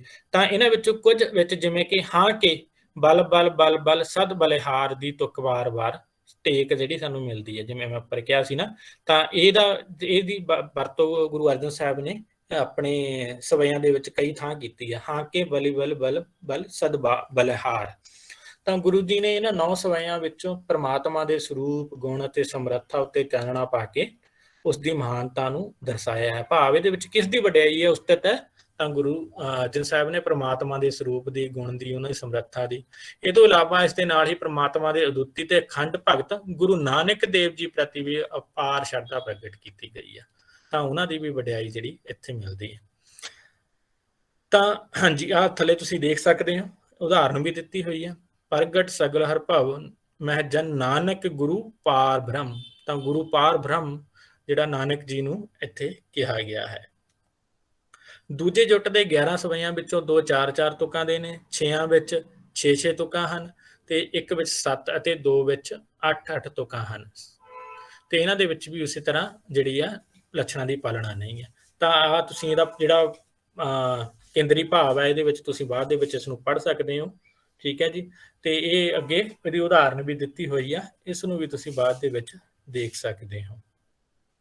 ਅੱਗੇ ਹੈਗੇ ਨੇ ਭੱਟਾਂ ਕੇ ਸਵਈਏ। ਠੀਕ ਹੈ ਜੀ, ਅਸੀਂ ਸਾਰੇ ਜਾਣਦੇ ਹਾਂ ਕਿ ਗੁਰੂ ਗ੍ਰੰਥ ਸਾਹਿਬ ਦੇ ਵਿੱਚ ਕੁੱਲ 11 ਭੱਟਾਂ ਦੇ ਸਵਈਏ ਲਿਖੇ ਗਏ ਹਨ। 11 ਭੱਟਾਂ ਨੇ ਸਵਈਏ ਲਿਖੇ ਨੇ।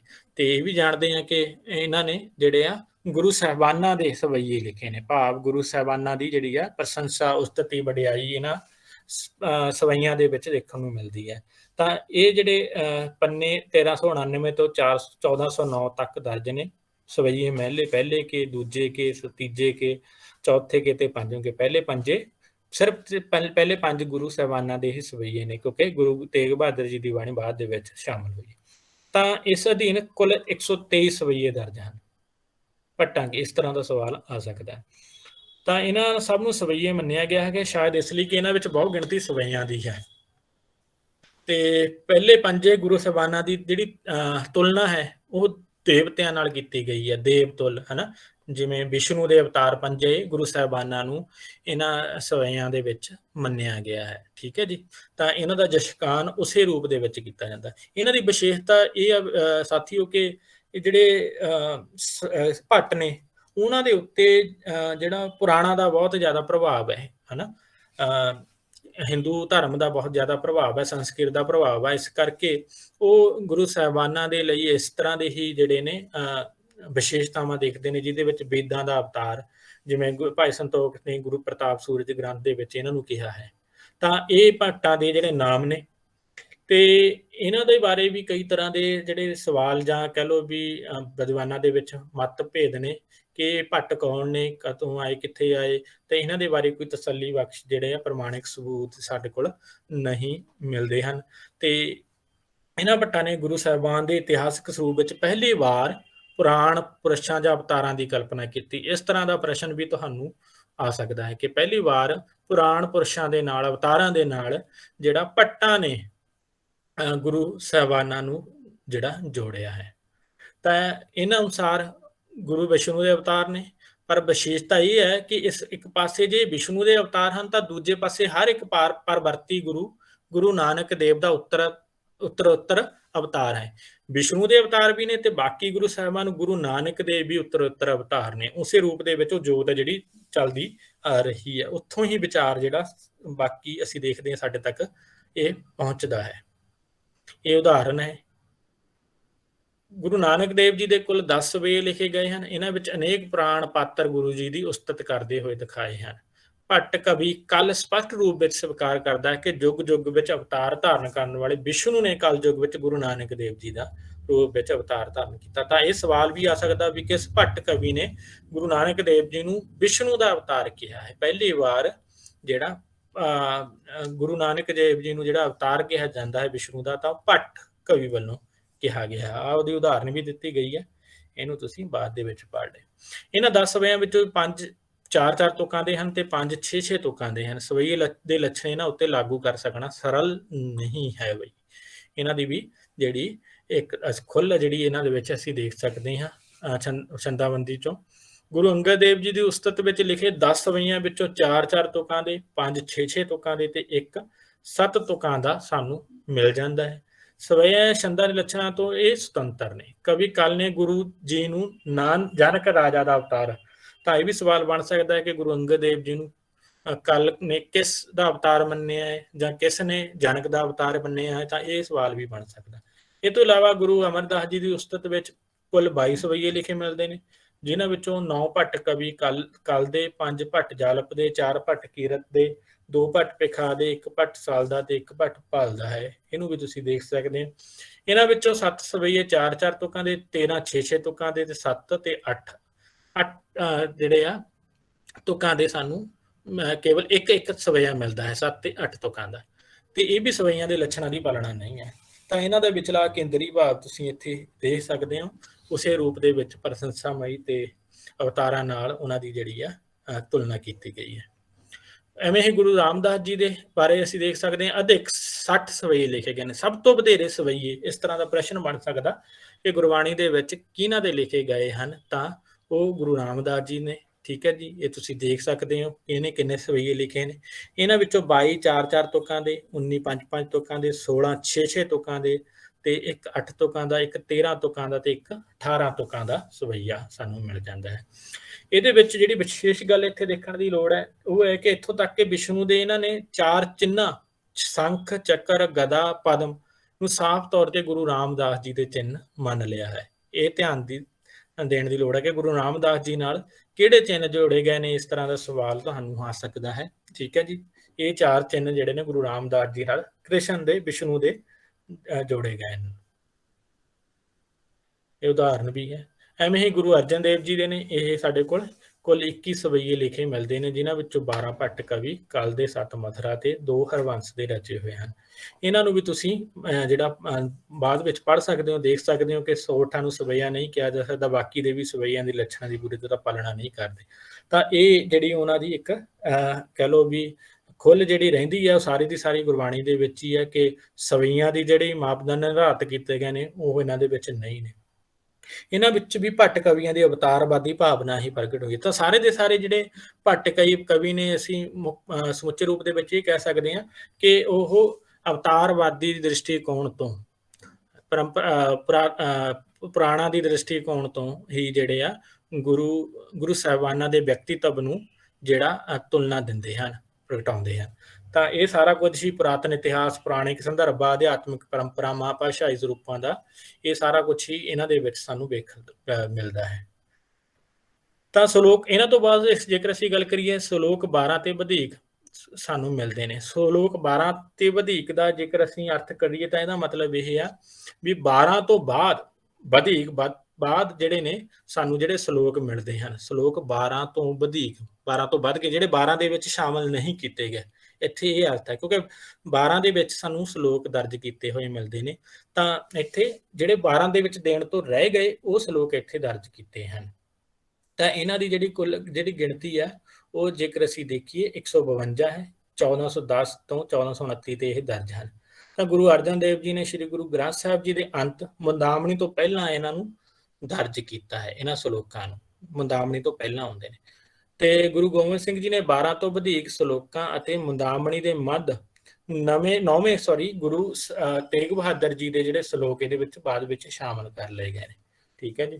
ਤਾਂ ਇਹ ਗੁਰੂ ਗੋਬਿੰਦ ਸਿੰਘ ਜੀ ਨੇ ਉਸ ਤੋਂ ਬਾਅਦ ਸ਼ਾਮਲ ਕੀਤੇ ਮੁੰਦਾਵਣੀ ਤੋਂ ਪਹਿਲਾਂ। ਜਿਹੜੇ ਗੁਰੂ ਤੇਗ ਬਹਾਦਰ ਜੀ ਦੇ ਜਿਹੜੇ ਸ਼ਲੋਕ ਨੇ 59 ਸ਼ਲੋਕ ਨੇ ਜਿਹੜੇ ਉਹ ਇੱਥੇ ਸ਼ਾਮਲ ਕੀਤੇ ਗਏ ਨੇ।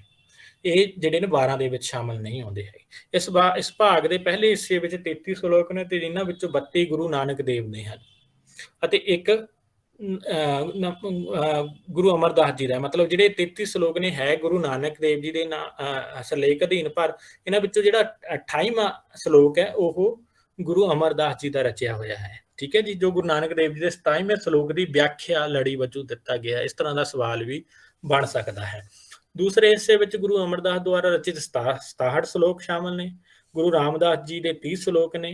ਗੁਰੂ ਅਰਜਨ ਦੇਵ ਜੀ ਦੇ 22 ਸ਼ਲੋਕ ਉਸੇ ਹੀ ਕੰਟੀਨਿਊਟੀ ਦੇ ਵਿੱਚ ਗੁਰੂ ਘਰਾਂ ਅਨੁਸਾਰ ਦਰਜ ਨੇ। ਠੀਕ ਹੈ ਜੀ। ਇਹਨਾਂ ਦੇ ਵਿੱਚ ਨੈਤਿਕ ਵਿਹਾਰ, ਸਮਾਜਿਕ ਵਰਤਾਓ, ਅਧਿਆਤਮਿਕ ਤਬਦੀਲੀ ਆਦਿ ਵਿਸ਼ੇ ਪੇਸ਼ ਹਨ। ਗੁਰੂ ਅਮਰਦਾਸ ਜੀ ਦੇ ਸ਼ਲੋਕਾਂ ਵਿੱਚ ਗੁਰੂ ਦੇ ਮਹੱਤਵ ਦੇ ਉੱਤੇ ਵਧੇਰੇ ਜਿਹੜਾ ਜ਼ੋਰ ਦਿੱਤਾ ਹੋਇਆ ਹੈ। ਇਸ ਤੋਂ ਬਾਅਦ ਹੈ ਮੁੰਦਾਵਣੀ।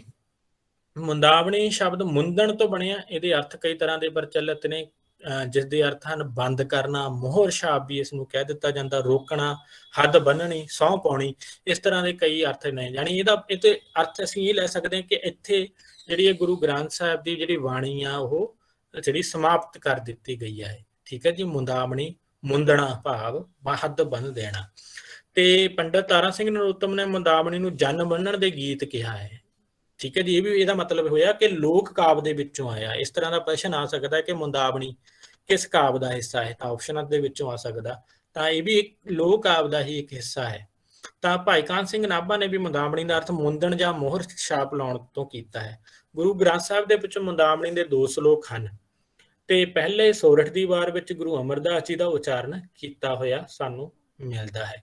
ਜੇਕਰ ਅਸੀਂ ਮੁੰਦਾਵਣੀ ਦੇ ਦੇਖੀਏ ਤਾਂ ਇਹਦੇ ਵਿੱਚ ਸਾਨੂੰ ਸ੍ਰੀ ਗੁਰੂ ਅਮਰਦਾਸ ਜੀ ਦਾ ਜਿਹੜਾ ਪਹਿਲਾ ਸ਼ਲੋਕ ਕੀਤਾ ਹੋਇਆ ਮਿਲਦਾ ਹੈ। ਦੂਸਰਾ ਸ਼ਲੋਕ ਸਾਨੂੰ ਜਿਹੜਾ 9ਵੇਂ ਗੁਰੂ ਸਾਹਿਬਾਨ ਨੇ 1429 ਪੰਨੇ ਉੱਤੇ ਗੁਰੂ ਅਰਜਨ ਦੇਵ ਜੀ ਦਾ ਉਚਾਰਿਆ ਹੋਇਆ ਮੁੰਦਾਵਣੀ ਸਿਰਲੇਖ ਹੇਠ ਹੀ ਜਿਹੜਾ ਸਾਨੂੰ ਦਰਜ ਮਿਲਦਾ ਹੈ। ਤਾਂ ਸੋਰਠ ਦੀ ਵਾਰ ਵਿਚਲੇ ਸ਼ਲੋਕ ਦਾ ਪਾਠ ਹੈ, ਇਹ ਅਸੀਂ ਕਹਿ ਸਕਦੇ ਹਾਂ। ਇਹ ਦਿੱਤੇ ਹੋਏ ਨੇ ਥਾਲ ਵਿੱਚ 3 ਵਸਤੂ ਰੱਖੇ, ਸਾਰਿਆਂ ਨੂੰ ਪਤਾ ਹੀ ਹੈ। ਵਸਤੂ ਪਈਓ ਹਰ ਭੋਜਨ ਅੰਮ੍ਰਿਤਸਰ। ਤਾਂ ਇਹ ਜਿਹੜਾ ਸ਼ਲੋਕ ਹੈ ਇਹ ਗੁਰੂ ਅਮਰਦਾਸ ਜੀ ਦਾ, ਇੱਥੇ ਟਪਲਾ ਨਾ ਖਾ ਜਾਣਾ। ਠੀਕ ਹੈ ਜੀ। ਇਹ ਗੁਰੂ ਅਮਰਦਾਸ ਜੀ ਦਾ ਸ਼ਲੋਕ ਹੈ। ਥਾਲੇ ਵਿੱਚ ਤੈ ਵਸਤੂ ਪਈਓ।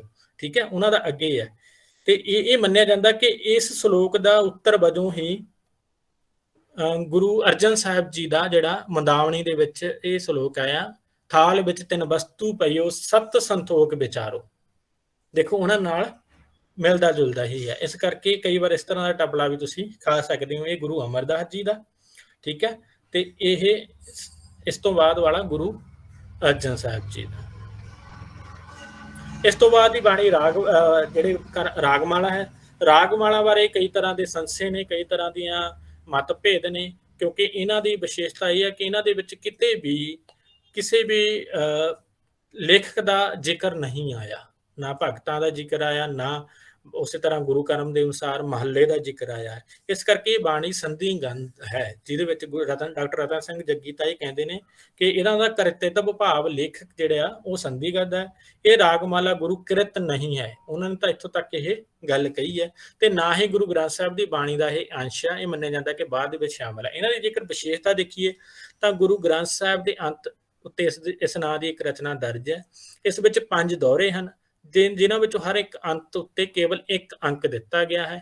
ਪਹਿਲੇ, ਦੂਜੇ ਤੇ ਤੀਜੇ ਦੋਹਰਿਆਂ ਤੋਂ ਪਹਿਲਾਂ 10-10 ਤੁਕਾਂ ਦਾ ਇੱਕ ਪੌੜੀ ਜੁੱਟ ਹੈ। ਚੌਥੇ ਨਾਲ 4 ਤੇ 6 ਤੁਕਾਂ ਦੇ 2 ਜੁੱਟ ਹਨ ਤੇ ਪੰਜਵੇਂ ਨਾਲ 6 ਤੇ 4 ਤੁਕਾਂ ਦੇ 2 ਜੁੱਟ ਹਨ। ਇਸ ਵਿਚਲੀ ਪਦਿਆਂ ਦੀ ਅੰਕ ਗਣਨਾ ਦਾ ਮੇਲ ਗੁਰੂ ਗ੍ਰੰਥ ਸਾਹਿਬ ਦੀ ਵਿਧੀ ਅਨੁਸਾਰ ਨਹੀਂ ਹੋਇਆ ਹੈ। ਤਾਂ ਇਸ ਤਰ੍ਹਾਂ ਦਾ ਪ੍ਰਸ਼ਨ ਵੀ ਤੁਹਾਨੂੰ ਆ ਸਕਦਾ ਹੈ। ਇਹ ਸੀ ਗੁਰੂ ਗ੍ਰੰਥ ਸਾਹਿਬ ਦੀ ਜਿਹੜੀ ਸੰਪਾਦਨਾ ਤੇ ਉਹਨਾਂ ਦੀ ਬਾਣੀਆਂ ਦਾ ਕਿਸ ਕਰਮ ਦੇ ਅਨੁਸਾਰ ਰੱਖੀਆਂ ਗਈਆਂ ਨੇ, ਜਿਹਦੇ ਵਿੱਚ ਅਸੀਂ 3 ਹਿੱਸਿਆਂ ਦੇ ਵਿੱਚ ਇਹਨਾਂ ਨੂੰ ਵੰਡ ਕੇ ਸਮਝਣ ਦੀ ਕੋਸ਼ਿਸ਼ ਕੀਤੀ ਹੈ। ਤੇ ਇਸ ਤੋਂ ਬਾਅਦ ਸਾਡੇ ਕੋਲ ਪ੍ਰਮੁੱਖ ਕਾਵਿ ਨੇ। ਸਮਾਂ ਸਾਡੇ ਕੋਲ ਥੋੜਾ ਘੱਟ ਬਚਿਆ ਹੈ। ਇਹਨਾਂ ਦੇ ਬਾਰੇ ਅਸੀਂ ਜਿਹੜੀ ਆ ਚਰਚਾ ਕਰਨ ਦੀ ਕੋਸ਼ਿਸ਼ ਕਰਦੇ ਹਾਂ, ਅਲਾਉਣੀ ਆ। ਤਾਂ ਗੁਰੂ ਗ੍ਰੰਥ ਸਾਹਿਬ ਦੇ ਅੰਗ 578 ਤੋਂ 585 ਤੱਕ ਅੰਕਿਤ ਅਲਾਹੁਣੀਆਂ ਗੁਰੂ ਨਾਨਕ ਦੇਵ ਜੀ ਤੇ ਗੁਰੂ ਅਮਰਦਾਸ ਜੀ ਦੀਆਂ ਦੁਆਰਾ ਰਚੀ ਗਈ ਹਨ। ਜੇਕਰ ਅਸੀਂ ਅਲਾਹੁਣੀਆਂ ਦੇਖੀਏ ਤਾਂ ਕਿਹੜੇ-ਕਿਹੜੇ ਗੁਰੂ ਸਾਹਿਬਾਨਾਂ ਨੇ ਗੁਰੂ ਨਾਨਕ ਤੇ ਗੁਰੂ ਅਮਰਦਾਸ ਜੀ ਨੇ ਰਚੀਆਂ ਨੇ। ਇਨਸਾਨ ਦੇ ਮਰਨ ਸਮੇਂ ਸਾਨੂੰ ਸਾਰਿਆਂ ਨੂੰ ਪਤਾ ਜਿਹੜੇ ਸੋਗ ਭਰੇ ਤੇ ਕਰੁਣਾਮਈ ਸ਼ੋਕ ਗੀਤ ਗਾਏ ਜਾਣ ਉਹਨਾਂ ਨੂੰ ਅਸੀਂ ਅਲਾਹੁਣੀਆਂ ਕਹਿੰਦੇ ਆ। ਇਹ ਵੀ ਅਲਾਹੁਣੀਆਂ ਜਿਹੜੀਆਂ ਲੋਕ ਕਾਵਿ ਦਾ ਹੀ ਇੱਕ ਹਿੱਸਾ ਨੇ, ਅੰਸ਼ ਹਨ। ਤੇ ਭਾਈ ਕਾਹਨ ਸਿੰਘ ਨਾਭਾ ਨੇ ਅਲਾਹੁਣੀ ਉਸਤਤ ਦੀ ਕਵਿਤਾ ਇਹਨਾਂ ਨੂੰ ਕਿਹਾ ਹੈ। ਠੀਕ ਹੈ ਜੀ, ਇਹ ਤੁਸੀਂ ਦੇਖ ਸਕਦੇ ਹੋ। ਗੁਰੂ ਗ੍ਰੰਥ ਸਾਹਿਬ ਵਿਚਲੀਆਂ ਜਿਹੜੀਆਂ ਅਲਾਹੁਣੀਆਂ ਨੇ ਉਹਨਾਂ ਨੂੰ ਜੇਕਰ ਅਸੀਂ ਦੇਖੀਏ ਭਾਵਨਾ ਪ੍ਰਗਟਾਉਣ ਵਾਲੇ 4-4 ਪਦਾਂ ਦੇ 9 ਸ਼ਬਦ ਮਿਲਦੇ ਹਨ। ਕੁੱਲ 9 ਸ਼ਬਦ ਸਾਨੂੰ ਜਿਹੜੇ ਅਲਾਹੁਣੀਆਂ ਦੇ ਮਿਲਦੇ ਨੇ। ਇਹਨਾਂ ਵਿੱਚੋਂ 5 ਗੁਰੂ ਨਾਨਕ ਸਾਹਿਬ ਵੱਲੋਂ ਤੇ 4 ਗੁਰੂ ਅਮਰਦਾਸ ਜੀ ਦੁਆਰਾ ਸਿਰਜੇ ਗਏ ਹਨ। ਠੀਕ ਹੈ ਜੀ। ਤੇ ਇਹਨਾਂ ਦੇ ਵਿੱਚ ਜਿਹੜੀ ਆ ਮ੍ਰਿਤਕ ਨਾਲ ਸੰਬੰਧਿਤ ਸੰਸਕਾਰਾਂ ਤੇ ਰਿਵਾਜਾਂ ਦੀ ਨਿਖੇਧੀ ਕਰਕੇ ਪ੍ਰਭੂ ਦੇ ਗੁਣਾਂ ਦਾ ਗਾਣ ਕੀਤਾ ਗਿਆ ਹੈ।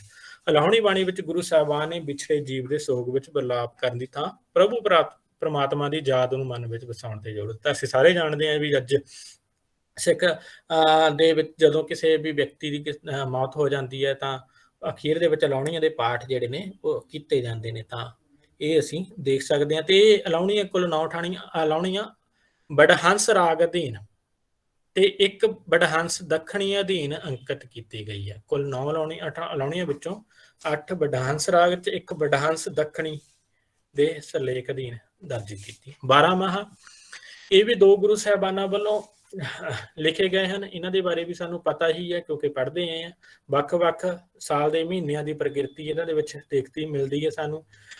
ਜੀਵ ਆਤਮਾ ਨੂੰ ਗੁਰੂ ਗ੍ਰੰਥ ਸਾਹਿਬ ਦੇ ਵਿੱਚ ਪ੍ਰਮਾਤਮਾ ਵਿੱਚ ਇੱਕਮਿਕ ਹੋਣ ਦਾ ਰਾਹ ਇਹਨਾਂ 12 ਮਹੀਨਿਆਂ ਦੇ ਅੰਤਰਗਤ ਰੱਖ ਕੇ ਜਿਹੜਾ ਭੇਜ ਦਿੱਤਾ ਗਿਆ ਹੈ। ਰੁੱਤਾਂ ਦਾ ਪ੍ਰਭਾਵ ਮਨੁੱਖਾਂ ਤੇ ਹੀ ਪੈਂਦਾ। ਗੁਰਬਾਣੀ ਦੇ ਅਨੁਸਾਰ ਗੁਰਮੁਖਾਂ ਨੂੰ ਹਰ ਰੁੱਤ ਸੁਖਦਾਈ ਹੀ ਪ੍ਰਤੀਤ ਹੁੰਦੀ ਹੈ।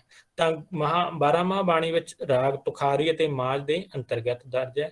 ਗੁਰੂ ਨਾਨਕ ਸਾਹਿਬ ਨੇ ਤੁਖਾਰੀ ਦੇ ਵਿੱਚ ਤੇ ਮਾਝ ਗੁਰੂ ਅਰਜਨ ਸਾਹਿਬ ਨੇ ਮਾਝ ਰਾਗ ਦੇ ਵਿੱਚ ਰਚੀ ਹੈ। ਗੁਰੂ ਗ੍ਰੰਥ ਸਾਹਿਬ ਦੇ ਅੰਗ 1107 ਤੇ ਅੰਕਿਤ ਹੈ। ਗੁਰੂ ਨਾਨਕ ਸਾਹਿਬ ਦੀ 12 ਮਾਹ ਤੁਖਾਰੀ। ਇਹਦੇ ਕੁੱਲ 7 ਪਦੇ 7 ਬੰਦ ਹਨ। ਸ਼ੁਰੂ ਵਿੱਚ ਪਹਿਲੇ 4 ਪਦੇ ਭੂਮਿਕਾ ਦੇ ਹਨ। ਜੇਕਰ 12 ਮਾਹ ਤੁਖਾਰੀ ਦੀ ਅਸੀਂ ਗੱਲ ਕਰੀਏ ਪਹਿਲੇ 4 ਪਦੇ ਜਿਹੜੇ ਨੇ 17 ਦੇ ਵਿੱਚੋਂ ਭੂਮਿਕਾ ਬੰਨੀ ਗਈ ਹੈ। 13 ਪਦਿਆਂ ਵਿੱਚੋਂ 12 ਦਾ ਸੰਬੰਧ ਫਿਰ ਹਰ ਇੱਕ ਮਹੀਨੇ ਭਾਵ 12 ਮਹੀਨਿਆਂ ਨਾਲ ਹੈ। ਤੇ ਅਖੀਰਲੇ ਪਦ ਦੇ ਵਿੱਚ ਨਿਸ਼ਕਰਸ਼ ਹੈ।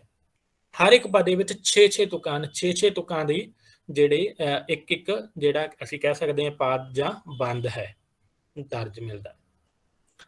12ਵਾਂ ਮਾਝ ਦੀ ਜੇਕਰ ਅਸੀਂ ਵਿਸ਼ੇਸ਼ਤਾ ਦੀ ਗੱਲ ਕਰੀਏ ਤਾਂ ਇਹਦੇ ਵਿੱਚ ਸਾਨੂੰ ਕੁੱਲ 14 ਪਦੇ ਮਿਲਦੇ ਨੇ ਜਾਂ ਬੰਦ ਮਿਲਦੇ ਹਨ। ਪਹਿਲੇ 13ਵੇਂ ਪਦੇ ਦੀਆਂ 10-10 ਤੁਕਾਂ ਹਨ ਪਹਿਲੇ ਅਤੇ 13ਵੇਂ ਪਦੇ ਦੀਆਂ।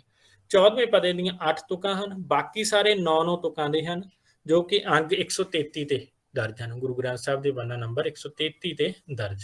ਇਹ ਸਾਨੂੰ 12 ਮਾਹ ਮਿਲਦੇ ਹਨ।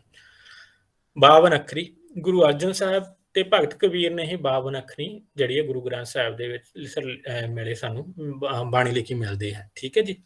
ਤਾਂ ਗੌੜੀ ਰਾਗ ਦੇ ਅੰਤਰਗਤ ਬਾਣੀ ਰਚੀ ਗਈ ਹੈ 52 ਅੱਖਰੀ। 52 ਅੱਖਰੀ ਤੋਂ ਭਾਵ ਹੈ 52 ਅੱਖਰ। ਠੀਕ ਹੈ ਜੀ। ਦੇਵਨਾਗਰੀ ਨੂੰ ਆਧਾਰ ਬਣਾਇਆ ਗਿਆ ਹੈ। ਗੁਰੂ ਅਰਜਨ ਦੇਵ ਜੀ ਦੀਆਂ 55 ਪੌੜੀਆਂ ਦੀਆਂ ਸ਼ਲੋਕਾਂ ਸਹਿਤ ਬਾਣੀ ਰਚਨਾ ਸ੍ਰੀ ਗੁਰੂ ਗ੍ਰੰਥ ਸਾਹਿਬ ਦੇ ਪੰਨਾ 200 ਤੋਂ 262 ਤੱਕ ਦਰਜ ਸਾਨੂੰ ਇਹ ਬਾਣੀ ਮਿਲਦੀ ਹੈ 52 ਅੱਖਰੀ। ਇਸ ਵਿੱਚ ਜਗਿਆਸੂ ਦੀ ਪ੍ਰਭੂ ਕਿਰਪਾ ਲਈ ਬੇਨਤੀ ਦਰਜ ਹੈ। ਭਗਤ ਕਬੀਰ ਜੀ ਦੀ ਰਚਨਾ 45 ਬੰਦਾਂ ਦੇ ਵਿੱਚ ਮਿਲਦੀ ਹੈ ਜਿਹੜੀ ਕਿ ਸ੍ਰੀ ਗੁਰੂ ਗ੍ਰੰਥ ਸਾਹਿਬ ਦੇ 340 ਤੋਂ 343 ਪੰਨੇ ਦੇ ਉੱਤੇ ਦਰਜ ਹੈ। ਥਿਤੀ ਸਿਰਲੇਖ ਹੇਠ ਗੁਰੂ ਨਾਨਕ ਦੇਵ ਜੀ ਦੀ ਬਿਲਾਵਲ ਰਾਗ ਵਿੱਚ ਤੇ ਗੁਰੂ ਅਰਜਨ ਦੇਵ ਜੀ ਤੇ ਭਗਤ ਕਬੀਰ ਜੀ ਦੀ ਗੌੜੀ ਰਾਗ ਦੇ ਵਿੱਚ ਲਿਖੀ ਰਚਨਾ ਹੈ। ਭਾਵ 3 ਕਵੀਆਂ ਨੇ ਗੁਰੂ ਗ੍ਰੰਥ ਸਾਹਿਬ ਦੇ 3 ਕਵੀਆਂ ਨੇ ਜਿਹੜੀ ਥਿਤੀ ਕਾਵਿ ਰੂਪ ਦੇ ਵਿੱਚ ਬਾਣੀ ਰਚੀ ਹੈ। ਦੇਸੀ ਤਿਥੀਆਂ ਭਾਵ ਮਿਤੀਆਂ ਦੇ ਆਧਾਰ ਤੇ ਲਿਖੀ ਕਾਵਿ ਰਚਨਾ ਨੂੰ ਤਿਥੀ ਕਹਿੰਦੇ ਆ। ਗੁਰੂ ਨਾਨਕ ਦੇਵ ਜੀ ਦੀ ਥਿਤੀ ਬਾਣੀ ਰਚਨਾ 20 ਬੰਦਾਂ ਦੀ ਹੈ ਜਦੋਂ ਕਿ ਸ੍ਰੀ ਗੁਰੂ ਗ੍ਰੰਥ ਸਾਹਿਬ ਦੇ 838 ਤੋਂ 840 ਤੱਕ ਦਰਜ ਹੈ। ਰਹਾਉ ਦੀ ਤੁਕ ਵਿੱਚ ਗੁਰੂ ਜੀ ਨੇ ਸ਼ੁੱਧ ਸ਼ਬਦ ਗੁਰੂ ਵਿੱਚ ਜੋੜਨ ਦਾ ਉਪਦੇਸ਼ ਇਹਦੇ ਵਿੱਚ ਦਿੱਤਾ ਹੈ। ਗੁਰੂ ਅਰਜਨ ਦੇਵ ਜੀ ਦੀ ਥਿਤੀ ਬਾਣੀ 17 ਪੌੜੀਆਂ ਦੇ ਵਿੱਚ ਹੈ ਸ਼ਲੋਕਾਂ ਸਹਿਤ। ਸ੍ਰੀ ਗੁਰੂ ਗ੍ਰੰਥ ਸਾਹਿਬ ਦੇ ਪੰਨਾ 296 ਤੋਂ 300 ਤੱਕ ਦਰਜ ਸਾਨੂੰ ਮਿਲਦੀ ਹੈ। ਇਸ ਬਾਣੀ ਰਚਨਾ ਦਾ ਕੇਂਦਰੀ ਭਾਵ ਸਾਧ ਸੰਗਤ ਵਿੱਚ ਮਿਲ ਕੇ ਹਰ ਪਲ ਪ੍ਰਮਾਤਮਾ ਦਾ ਜਸ ਗਾਇਨ ਕਰਨਾ ਹੈ। ਤੇ ਤੀਸਰੀ ਜਿਹੜੀ ਥਿਤੀ ਮਿਲਦੀ ਹੈ ਭਗਤ ਕਬੀਰ ਜੀ ਦੀ 16 ਬੰਦਾਂ ਦੀ ਰਚਨਾ ਤੇ ਇਹਦੇ ਵਿੱਚ ਗੁਰੂ ਗ੍ਰੰਥ ਸਾਹਿਬ ਜੀ ਦੇ ਪੰਨਾ 343 ਤੇ ਦਰਜ ਹੈ। ਇਹ ਤੋਂ ਬਾਅਦ ਇਹਨਾਂ ਬਾਣੀ ਰਚਨਾਵਾਂ ਵਿੱਚ ਏਕਮ, ਦੂਜ ਆਦਿ 15 ਤਿਥਾਂ ਦੇ ਆਧਾਰ ਤੇ ਬਣੇ ਮਹਿਮਾ ਭਰਮਾਂ ਨੂੰ ਤਿਆਗ ਕੇ ਪ੍ਰਮਾਤਮਾ ਦਾ ਸਿਮਰਨ ਤੇ ਜਸ ਕਰਨ ਦਾ ਉਪਦੇਸ਼ ਦਿੱਤਾ ਗਿਆ ਹੈ ਜੀ। ਸੁਖਮਨੀ ਸਾਹਿਬ ਗੁਰੂ ਅਰਜਨ ਸਾਹਿਬ ਜੀ ਦੀ ਸਭ ਤੋਂ ਮਸ਼ਹੂਰ ਅਸੀਂ ਕਹਿ ਸਕਦੇ ਹਾਂ, ਸਭ ਤੋਂ ਪ੍ਰਚਲਿਤ ਬਾਣੀ। ਇਹਦੇ ਵਿੱਚ ਅਸੀਂ ਜੇਕਰ ਦੇਖੀਏ ਤਾਂ ਗੌੜੀ ਰਾਗ ਵਿੱਚ ਉਚਾਰਨ ਕੀਤੀ ਗਈ ਹੈ ਸੁਖਮਨੀ ਸਾਹਿਬ, ਤੇ ਇਹ ਪੰਨਾ ਨੰਬਰ 262 ਤੋਂ 96 ਉੱਪਰ ਦਰਜ ਹੈ। ਤੇ ਇਹਦੇ ਬਾਰੇ ਅਸੀਂ ਸਾਰੇ ਜਾਣਦੇ ਹਾਂ, ਸੁੱਖਾਂ ਦੀ ਬਾਣੀ ਕਿਹਾ ਜਾਂਦਾ। ਤੇ ਇਹਦੇ ਵਿੱਚ ਦੀ ਜੇਕਰ ਅਸੀਂ ਵਿਧੀ ਵਿਧਾਨ ਦੀ ਗੱਲ ਕਰੀਏ ਤਾਂ ਇਹ ਪੂਰੀ ਬਾਣੀ ਰਚਨਾ ਵਿੱਚ ਰਹਾਉ ਕੇਵਲ ਇੱਕ ਵਾਰ ਹੀ ਆਇਆ ਹੈ। ਇਹ ਪ੍ਰਸ਼ਨ ਵੀ ਆ ਸਕਦਾ ਹੈ, ਠੀਕ ਹੈ ਜੀ। ਸਿਰਫ ਇੱਕ ਵਾਰ ਹੀ ਰਹਾਉ ਪੂਰੀ ਦੀ ਪੂਰੀ ਬਾਣੀ ਦੇ ਵਿੱਚ ਸੁਖਮਨੀ ਸਾਹਿਬ ਦੇ ਵਿੱਚ ਸਾਨੂੰ ਮਿਲਦਾ ਹੈ। ਇਹ ਬਾਣੀ ਅਸ਼ਟਪਦੀਆਂ ਦੀ ਬਾਣੀ ਹੈ, ਜਿਸ ਵਿੱਚ ਕੁੱਲ 24 ਅਸ਼ਟਪਦੀਆਂ ਤੇ 24 ਹੀ ਸ਼ਲੋਕ ਸਾਨੂੰ ਦਰਜ ਕੀਤੇ ਹੋਏ ਮਿਲਦੇ ਹਨ। ਹਰ ਅਸ਼ਟਪਦੀ ਦੀ ਜਿਹੜੀ ਆਰੰਭ ਜਿਹੜੀ ਆ ਉਹ ਸ਼ਲੋਕ ਨਾਲ ਹੀ ਹੁੰਦੀ ਹੈ। ਪਹਿਲਾਂ ਸ਼ਲੋਕ ਆ, ਫਿਰ ਅਸ਼ਟਪਦੀ ਹੈ। ਤੇ ਹਰ ਅਸ਼ਟਪਦੀ ਸ਼ੁਰੂ ਵਿੱਚ ਆਏ ਸ਼ਲੋਕ ਦੇ ਆਂਤਰਿਕ ਅੰਦਰਲੇ ਭਾਵ ਅਰਥਾਂ ਨੂੰ ਦਰਸਾਉਂਦੀ ਹੋਈ ਉਸਦੀ ਵਿਆਖਿਆ ਕਰਦੀ ਜਾਂਦੀ ਹੈ ਬਈ। ਅਗਲੀ ਘੋੜੀਆਂ ਕਾਵਿ ਰੂਪ ਦੇ ਬਾਰੇ ਜਿਵੇਂ ਅਸੀਂ ਸਾਰੇ ਜਾਣਦੇ ਹਾਂ ਕਿ ਇਹ ਵੀ ਲੋਕ ਕਾਵਿ ਰੂਪ ਦਾ ਹੀ ਹਿੱਸਾ। ਤੇ ਇਹ ਬੜਹੰਸ ਰਾਗ ਵਿੱਚ ਉਚਾਰੀ ਗਈ ਬਾਣੀ ਰਚਨਾ ਸ਼੍ਰੀ ਗੁਰੂ ਗ੍ਰੰਥ ਸਾਹਿਬ ਦੇ ਵਿੱਚ ਦਰਜ ਹੈ, ਪੰਨਾ ਨੰਬਰ 575 ਤੋਂ 76 ਤੇ ਗੁਰੂ ਰਾਮਦਾਸ ਜੀ ਦੁਆਰਾ ਜਿਹੜੀਆਂ ਘੋੜੀਆਂ ਉਚਾਰੀਆਂ ਗਈਆਂ ਹਨ। ਇਹ ਬਾਣੀ ਚੌਪਦਿਆਂ ਦੇ ਰੂਪ ਵਿੱਚ ਲਿਖੀ ਗਈ ਹੈ। ਤੇ ਘੋੜੀਆਂ ਦੇ ਬਾਰੇ ਮੇਰੇ ਖਿਆਲ 'ਚ ਇੱਥੇ ਐਕਸਪਲੇਨ ਕਰਨ ਦੀ ਕੋਈ ਬਹੁਤੀ ਜ਼ਰੂਰਤ ਨਹੀਂ, ਅਸੀਂ ਸਾਰੇ ਹੀ ਜਾਣਦੇ ਹਾਂ। ਤੇ ਇਹਦੇ ਭਾਵ ਅਰਥ ਵੀ ਅਸੀਂ ਸਾਰੇ ਹੀ ਜਾਣਦੇ ਹਾਂ।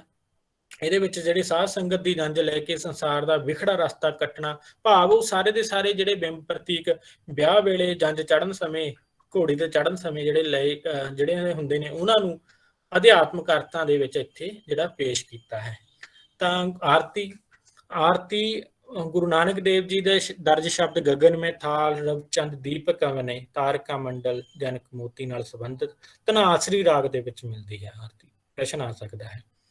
ਤੇ ਅੰਗ 663 ਦੇ ਉੱਤੇ ਆਰਤੀ ਦਰਜ ਹੈ। ਆਰਤੀ ਬਾਣੀ ਆਰਤੀ ਸੰਸਕ੍ਰਿਤ ਦੇ ਆਰਤਿਕਤਾ ਤੋਂ ਬਣਿਆ ਸ਼ਬਦ ਹੈ, ਜਿਸ ਦਾ ਅਰਥ ਹੈ ਰੌਸ਼ਨੀ। ਜਿਵੇਂ ਅਸੀਂ ਹਿੰਦੂ ਧਰਮ ਦੇ ਅਨੁਸਾਰ ਦੇਖਦੇ ਹਾਂ ਨਾ, ਦੀਵਾ ਬਾਲ ਕੇ ਜਿਹੜੀ ਆ ਉਹ ਆਰਤੀ ਕੀਤੀ ਜਾਂਦੀ ਹੈ, ਮੂਰਤੀ ਪੂਜਾ ਕੀਤੀ ਜਾਂਦੀ ਹੈ। ਤਾਂ ਉਸ ਸੰਦਰਭ ਦੇ ਵਿੱਚ ਅਸੀਂ ਦੇਖਦੇ ਹਾਂ। ਤਾਂ ਇਹਦੇ ਵਿੱਚ ਜੇਕਰ ਅਸੀਂ ਦੇਖੀਏ ਤਾਂ ਗੁਰੂ ਗ੍ਰੰਥ ਸਾਹਿਬ ਦੇ ਸਨਮੁਖ ਸ਼ਬਦ ਕੀਰਤਨ ਰੂਪ ਆਰਤੀ ਕੀਤੀ ਹੈ ਗੁਰੂ ਨਾਨਕ ਸਾਹਿਬ ਨੇ, ਸ਼ਬਦ ਰੂਪ ਦੇ ਵਿੱਚ, ਠੀਕ ਹੈ ਜੀ। ਤੇ ਵਰਤਮਾਨ ਸਮੇਂ ਜੇਕਰ ਅਸੀਂ ਦੇਖੀਏ, ਜਿਹੜੀ ਆਰਤੀ ਆ ਉਹ ਗੁਰੂ ਨਾਨਕ ਸਾਹਿਬ ਦੇ ਨਾਲ ਭਗਤ ਰਵਿਦਾਸ, ਭਗਤ ਸੈਣ, ਭਗਤ ਧੰਨਾ ਦੀ ਬਾਣੀ ਅਤੇ 10ਵੇਂ ਗ੍ਰੰਥ ਦੇ ਵਿੱਚੋਂ ਵੀ ਕੁਝ ਸ਼ਬਦ ਸ਼ਾਮਲ ਕਰ ਲਏ ਗਏ ਹਨ। ਜਦੋਂ ਆਰਤੀ ਗਾਈ ਜਾਂਦੀ ਆ ਤਾਂ ਇਹਨਾਂ ਭਗਤ ਕਵੀਆਂ ਦੇ ਨਾਲ ਤੇ 10ਵੇਂ ਗ੍ਰੰਥ ਦੇ ਵਿੱਚੋਂ ਕੁਝ ਸ਼ਬਦ ਸ਼ਾਮਲ ਕੀਤੇ ਜਾਂਦੇ ਨੇ। ਲਾਮ ਜਾਂ ਲਾਮਾ ਗੁਰੂ ਰਾਮਦਾਸ ਜੀ ਦੁਆਰਾ ਹੀ ਸੂਹੀ ਰਾਗ ਅਧੀਨ 4 ਲਾਮਾਂ ਅੰਕਿਤ ਨੇ। ਇਹਦੇ ਬਾਰੇ ਮੇਰੇ ਖਿਆਲ 'ਚ ਤੁਹਾਨੂੰ ਸਪਸ਼ਟ ਹੀ ਹੋਏਗਾ। ਇਸ ਬਾਣੀ ਦੇ ਹਰ ਪਦੇ ਵਿੱਚ ਪਹਿਲੀ, ਦੂਜੀ, ਤੀਜੀ ਤੇ ਚੌਥੀ ਲਾਮ ਦਾ ਪ੍ਰਯੋਗ ਹੋਣ ਕਰਕੇ ਹੀ ਇਹਦਾ ਨਾਮ ਲਾਮ ਪਿਆ ਹੈ। ਇਹ ਬਾਣੀ ਗੁਰੂ ਗ੍ਰੰਥ ਸਾਹਿਬ ਦੇ ਅੰਕ 773 ਉੱਤੇ ਅੰਕਿਤ ਹੈ। ਇਸ ਵਿੱਚ ਆਤਮਾ ਦੇ ਪ੍ਰਮਾਤਮਾ ਨਾਲ ਪ੍ਰੇਮ ਸੰਬੰਧਾਂ ਨੂੰ ਜਿਹੜਾ ਪੇਸ਼ ਕੀਤਾ ਗਿਆ ਹੈ।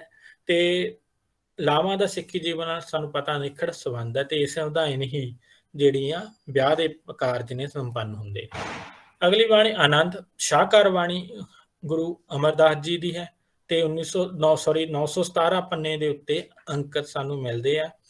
ਆਨੰਦ ਦੇ ਅਰਥ ਖੁਸ਼ੀ, ਪ੍ਰਸ਼ੰਸਾ, ਖੇੜਾ। 40 ਪੌੜੀਆਂ ਇਹਨਾਂ ਦੇ ਅੰਤਰਗਤ ਦਰਜ ਕੀਤੀਆਂ ਗਈਆਂ ਹਨ।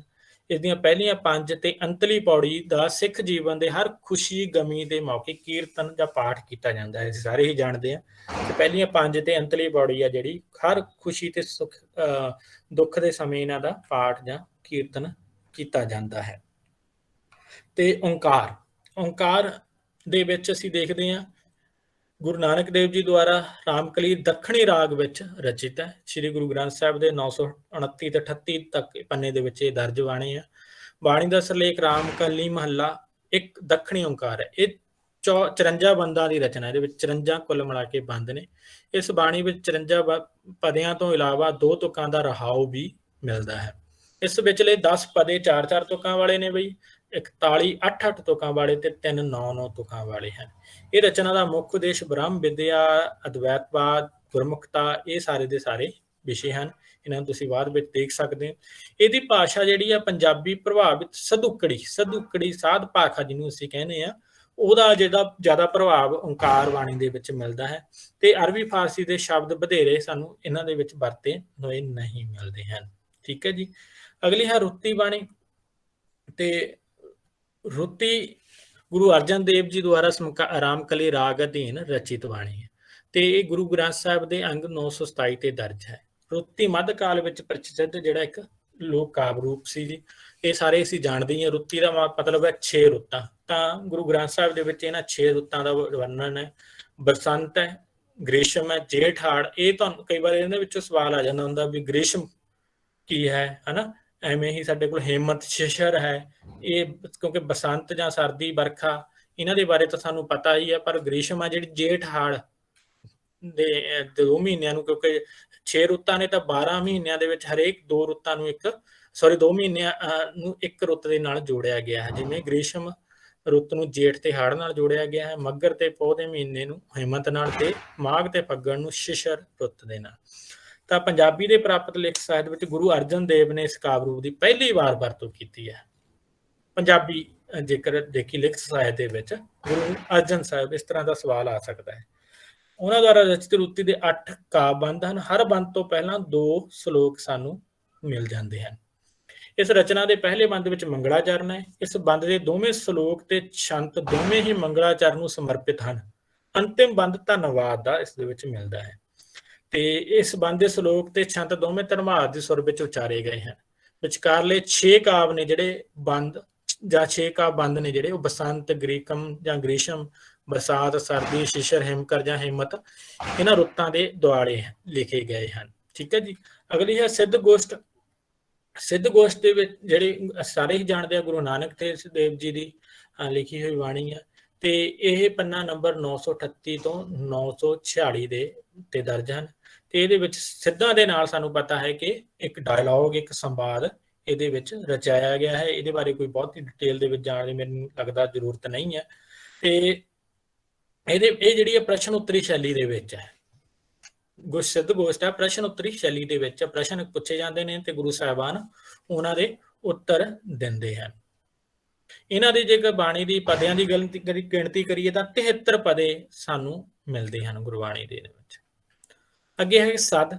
ਸਦ ਦੇ ਕੋਸ਼ੀ ਅਰਥ ਹੁੰਦੇ ਹਨ ਪੁਕਾਰਨਾ, ਹਾਕ ਮਾਰਨੀ, ਆਵਾਜ਼, ਹਨਾ, ਉੱਚੀ ਆਵਾਜ਼ ਨਾਲ ਕਿਸੇ ਆਪਣੇ ਨੂੰ ਸੱਦਣਾ। ਸਦ ਤੋਂ ਇਹਦੇ ਨਾਲ ਪ੍ਰਚਲਿਤ ਕਾਵਿ ਰੂਪ ਹੈ ਇਹ। ਪਰ ਇਹ ਜਿਹੜਾ ਪੁਰਾਤਨ ਕਾਵਿ ਪੰਜਾਬੀ ਲੋਕ ਕਾਵਿ ਰੂਪ ਦੇ ਨੇੜੇ ਹੈ, ਜਿਹੜਾ ਗੁਰੂ ਗ੍ਰੰਥ ਸਾਹਿਬ ਦੇ ਵਿੱਚ ਸਾਨੂੰ ਮਿਲਦਾ ਹੈ ਸਦ। ਤੇ ਇਹ ਇੱਕ ਸੋਗ ਭਰਿਆ ਗੀਤ ਹੁੰਦਾ ਹੈ ਜਿਸ ਵਿੱਚ ਕਿਸੇ ਦੇ ਵਿਅਕਤੀ ਦੀ ਮੌਤ ਤੋਂ ਬਾਅਦ ਇੱਕ ਤਰ੍ਹਾਂ ਦੇ ਉਹਨੂੰ ਸੰਬੋਧਨ ਰੂਪ ਦੇ ਵਿੱਚ ਸੱਦਾਂ ਮਾਰੀਆਂ ਜਾਂਦੀਆਂ ਨੇ, ਉਹਨੂੰ ਸੰਬੋਧਨ ਕੀਤਾ ਗਿਆ ਹੁੰਦਾ।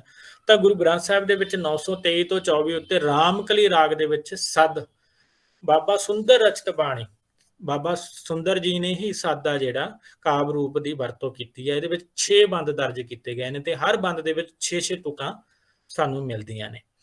ਤੇ ਗੁਰੂ ਗ੍ਰੰਥ ਸਾਹਿਬ ਦੇ ਵਿੱਚ ਬਾਬਾ ਸੁੰਦਰ ਜੀ ਦੀ ਰਾਮਕਲੀ ਦੀ ਸਦ ਵਿੱਚ ਗੁਰੂ ਅਮਰਦਾਸ ਜੀ ਦੇ ਜੋਤੀ ਜੋਤ ਸਮਾਉਣ ਦੇ ਸਮੇਂ ਦਾ ਵਰਣਨ ਹੈ। ਕਈ ਵਾਰ ਇਸ ਤਰ੍ਹਾਂ ਦਾ ਸਵਾਲ ਆ ਜਾਂਦਾ ਹੈ ਕਿ ਕਿਸ ਬਾਣੀ ਦੇ ਵਿੱਚ ਗੁਰੂ ਅਮਰਦਾਸ ਜੀ ਦੇ ਜੋਤੀ ਜੋਤ ਸਮਾਉਣ ਦਾ ਜਿਹੜਾ ਸਮਾਂ ਜਾਂ ਉਹਨਾਂ ਦੀ ਇਤਿਹਾਸਕ ਜਾਣਕਾਰੀ ਮਿਲਦੀ ਹੈ, ਕਿਉਂਕਿ ਬਾਬਾ ਸੁੰਦਰ ਗੁਰੂ ਅਮਰਦਾਸ ਜੀ ਦੇ ਪੜਪੋਤਾ ਸੀਗੇ, ਸਕੇ ਸੰਬੰਧੀਆਂ ਤੋਂ ਸੀ। ਇਸ ਕਰਕੇ ਤੇ ਇਸ ਵਿੱਚ ਸੋਗੀ ਵਾਤਾਵਰਨ ਨੂੰ ਦੂਰ ਕਰਨ ਲਈ ਗੁਰੂ ਜੀ ਦੀ ਸਿੱਖਿਆ ਉਹਨਾਂ ਨੇ ਦਰਜ ਕੀਤੀ ਹੈ। ਜਿਵੇਂ ਆ ਤੁਸੀਂ ਉਦਾਹਰਨ ਇਹ ਵੀ ਬਾਅਦ ਵਿੱਚ ਤੁਸੀਂ ਦੇਖ ਸਕਦੇ ਹੋ। ਕੁਚੱਜੀ, ਸੁਚੱਜੀ, ਗੁਣਵੰਤੀ ਇਹ ਵੀ ਕਾਵਿ ਰੂਪ ਸਾਨੂੰ ਮਿਲਦੇ ਨੇ। ਛੋਟੀਆਂ ਬਾਣੀਆਂ ਭਾਵ ਮਤਲਬ ਆਕਾਰ ਪੱਖੋਂ ਇਹ ਜਿਹੜੇ ਆ ਛੋਟੇ ਆਕਾਰ ਦੀਆਂ ਨੇ ਬਾਣੀਆਂ। ਗੁਰੂ ਗ੍ਰੰਥ ਸਾਹਿਬ ਦੇ ਪੰਨਾ 762 ਤੋਂ 763 ਤੱਕ ਕੁਚੱਜੀ, ਸੁਚੱਜੀ ਤੇ ਗੁਣਵੰਤੀ ਸਿਰਲੇਖ ਹੇਠ 3 ਸ਼ਬਦ ਇਕੱਠੇ ਦਰਜ ਮਿਲਦੇ ਨੇ। 3 ਹੀ ਸ਼ਬਦ ਮਿਲਦੇ ਨੇ। ਇਹਨਾਂ ਵਿੱਚੋਂ ਪਹਿਲੇ 2 ਸ਼ਬਦ ਗੁਰੂ ਨਾਨਕ ਸਾਹਿਬ ਦੁਆਰਾ ਤੇ ਤੀਜਾ ਸ਼ਬਦ ਆ ਜਿਹੜਾ ਗੁਰੂ ਅਰਜਨ ਸਾਹਿਬ ਦੁਆਰਾ ਉਚਾਰਿਆ ਹੋਇਆ। ਭਾਵ ਗੁਣਵੰਤੀ ਆ ਜਿਹੜਾ ਗੁਰੂ ਅਰਜਨ ਸਾਹਿਬ ਨੇ ਉਚਾਰਿਆ ਤੇ ਕੁਚੱਜੀ, ਸੁਚੱਜੀ ਗੁਰੂ ਨਾਨਕ ਸਾਹਿਬ ਨੇ। ਕੁਚੱਜੀ ਸਿਰਲੇਖ ਵਾਲੇ ਵਿਚਾਰ ਅਧੀਨ ਸ਼ਬਦਾਂ ਦਾ 16 ਤੁਕਾਂ ਦਾ ਹੀ ਇੱਕ ਬੰਦ ਹੈ। ਇਸ ਦੇ ਵਡੇਰੇ ਭਾਗ ਦਾ ਉਚਾਰਨ ਸਵੈ ਨੂੰ ਸੰਬੋਧਨ ਹੁੰਦਿਆਂ ਉੱਤਮ ਪੁਰਖ ਵਿੱਚ ਹੋਇਆ। ਕਈ ਵਾਰ ਇਸ ਤਰ੍ਹਾਂ ਦਾ ਸਵਾਲ ਵੀ ਆ ਜਾਂਦਾ ਹੁੰਦਾ ਕਿ ਉੱਤਮ ਪੁਰਖ ਦੇ ਵਿੱਚ ਕਿਹੜੀ ਬਾਣੀ ਮਿਲਦੀ ਹੈ ਜਾਂ ਸਵੈ ਨੂੰ ਸੰਬੋਧਨ ਕਿਹੜੀ ਬਾਣੀ ਹੈ। ਤੇ 16 ਤੁਕਾਂ ਦਾ ਹੀ ਇੱਕੋ ਇੱਕ ਬੰਦ ਮਿਲਦਾ ਹੈ। ਸੁਚੱਜੀ ਸ਼ਬਦ ਦੀਆਂ 10 ਤੁਕਾਂ ਨੇ, ਜਦੋਂ ਕਿ ਗੁਰੂ ਅਰਜਨ ਦੇਵ ਦੁਆਰਾ ਸਿਰਜਿਤ ਗੁਣਵੰਤੀ ਸਿਰਲੇਖ ਅਧੀਨ ਇੱਕ ਸ਼ਬਦ ਦੀਆਂ 13 ਤੁਕਾਂ ਹਨ। ਠੀਕ ਹੈ ਜੀ। 16, 10, 13 ਇਸ ਤਰ੍ਹਾਂ ਦੀ ਤੁਸੀਂ ਜਾਂਚ ਰੱਖਣੀ ਹੈ ਤੇ ਇਹ ਤਿੰਨੋਂ ਸ਼ਬਦ ਸੂਹੀ ਰਾਗ ਦੇ ਵਿੱਚ ਦਰਜ ਹਨ। ਅੱਗੇ ਹੈ ਪੱਟੀ। ਪੱਟੀ ਫਾਰਸੀ, ਸਿਰਫੀ, ਸੰਸਕ੍ਰਿਤ, ਹਿੰਦੀ 52 ਅੱਖਰੀ ਵਾਂਗ ਹੀ ਇੱਕ ਸੁਤੰਤਰ ਕਾਵਿ ਰੂਪ ਹੈ ਨਾ। ਅੱਖਰਾਂ ਦੇ ਆਧਾਰ ਤੇ, ਵਰਣਮਾਲਾ ਦੇ ਆਧਾਰ ਦੇ ਉੱਤੇ ਅਸੀਂ ਸਾਰੇ ਜਾਣਦੇ ਹਾਂ ਕਿ ਪੱਟੀ ਲਿਖੀ ਜਾਂਦੀ ਹੈ। ਇਹ 35 ਅੱਖਰੀ ਵੀ ਇਸ ਨੂੰ ਕਿਹਾ ਜਾਂਦਾ ਹੈ ਕਿਉਂਕਿ ਇਹਦਾ ਜੇਕਰ ਸ਼ਾਬਦਿਕ ਅਰਥ ਦੇਖੀਏ ਪੱਟੀ ਦਾ, ਫੱਟੀ ਜਾਂ ਤਖਤੀ ਦੇ ਲਏ ਜਾਂਦੇ ਹਨ ਤੇ ਜਿਸ ਉੱਪਰ ਵਰਣਮਾਲਾ ਲਿਖੀ ਜਾਂਦੀ ਹੈ। ਤਾਂ ਸਾਹਿਤ ਦੇ ਸੰਦਰਭ ਵਿੱਚ ਪੱਟੀ ਤੋਂ ਭਾਵ ਹੈ ਉਹ ਖਾਸ ਬਾਣੀ ਜਾਂ ਕਾਵਿ ਜਿਸ ਦੇ ਹਰ ਬੰਦ ਵਿੱਚ ਵਰਣਮਾਲਾ ਦੇ ਕਰਮ ਅਨੁਸਾਰ ਸ਼ੁਭ ਉਪਦੇਸ਼ ਦਿੱਤਾ ਜਾਂਦਾ ਹੈ। ਤਾਂ ਇਹ ਗੁਰੂ ਨਾਨਕ ਦੇਵ ਜੀ ਨੇ ਆਪਣੀ ਰਾਗ ਆਸਾ ਵਿੱਚ ਅਜਿਹੀ ਬਾਣੀ ਨੂੰ ਪੱਟੀ ਦਾ ਨਾਮ ਦਿੱਤਾ ਤੇ ਗੁਰੂ ਨਾਨਕ ਦੇਵ ਜੀ ਦੀ ਪੱਟੀ ਕਾਵਿ ਰੂਪ ਸੱਸਾ ਵਰਣਮਾਲਾ ਨਾਲ ਸ਼ੁਰੂ ਹੁੰਦੀ ਹੈ। ਇਹ ਧਿਆਨ ਦੇ ਵਿੱਚ ਰੱਖਣ ਵਾਲੀ ਗੱਲ ਹੈ। ਕਈ ਵਾਰ ਸਵਾਲ ਪੁੱਛ ਲਿਆ ਜਾਂਦਾ ਕਿ ਕਿਸ ਵਰਣਮਾਲਾ ਤੋਂ, ਕਿਸ ਅੱਖਰ ਤੋਂ ਜਿਹੜਾ ਜੀ ਗੁਰੂ ਨਾਨਕ ਸਾਹਿਬ ਦੁਆਰਾ ਰਚਿਤ ਪੱਟੀ ਦੀ ਜਿਹੜੀ ਆ ਸ਼ੁਰੂਆਤ ਹੁੰਦੀ ਹੈ, ਆਰੰਭ ਹੁੰਦਾ ਹੈ। ਇਸ ਵਿਚਲੇ ਬੰਦਾਂ ਦੀ ਵਰਨ ਤਰਤੀਬ ਇਉਂ ਹੈ, ਇੱਥੇ ਮੈਂ ਇੱਕ ਸ਼ਾਮਲ ਵੀ ਕੀਤੀ ਆ। ਇਸ ਤਰਤੀਬ ਅਧੀਨ ਜਿਹੜੀ ਆ ਪੱਟੀ ਬਾਣੀ ਲਿਖੀ ਹੋਈ ਹੈ, ਜਿਵੇਂ ਸੱਸੇ ਤੋਂ ਬਾਅਦ ਈੜੀ, ਫਿਰ ਊੜਾ, ਫਿਰ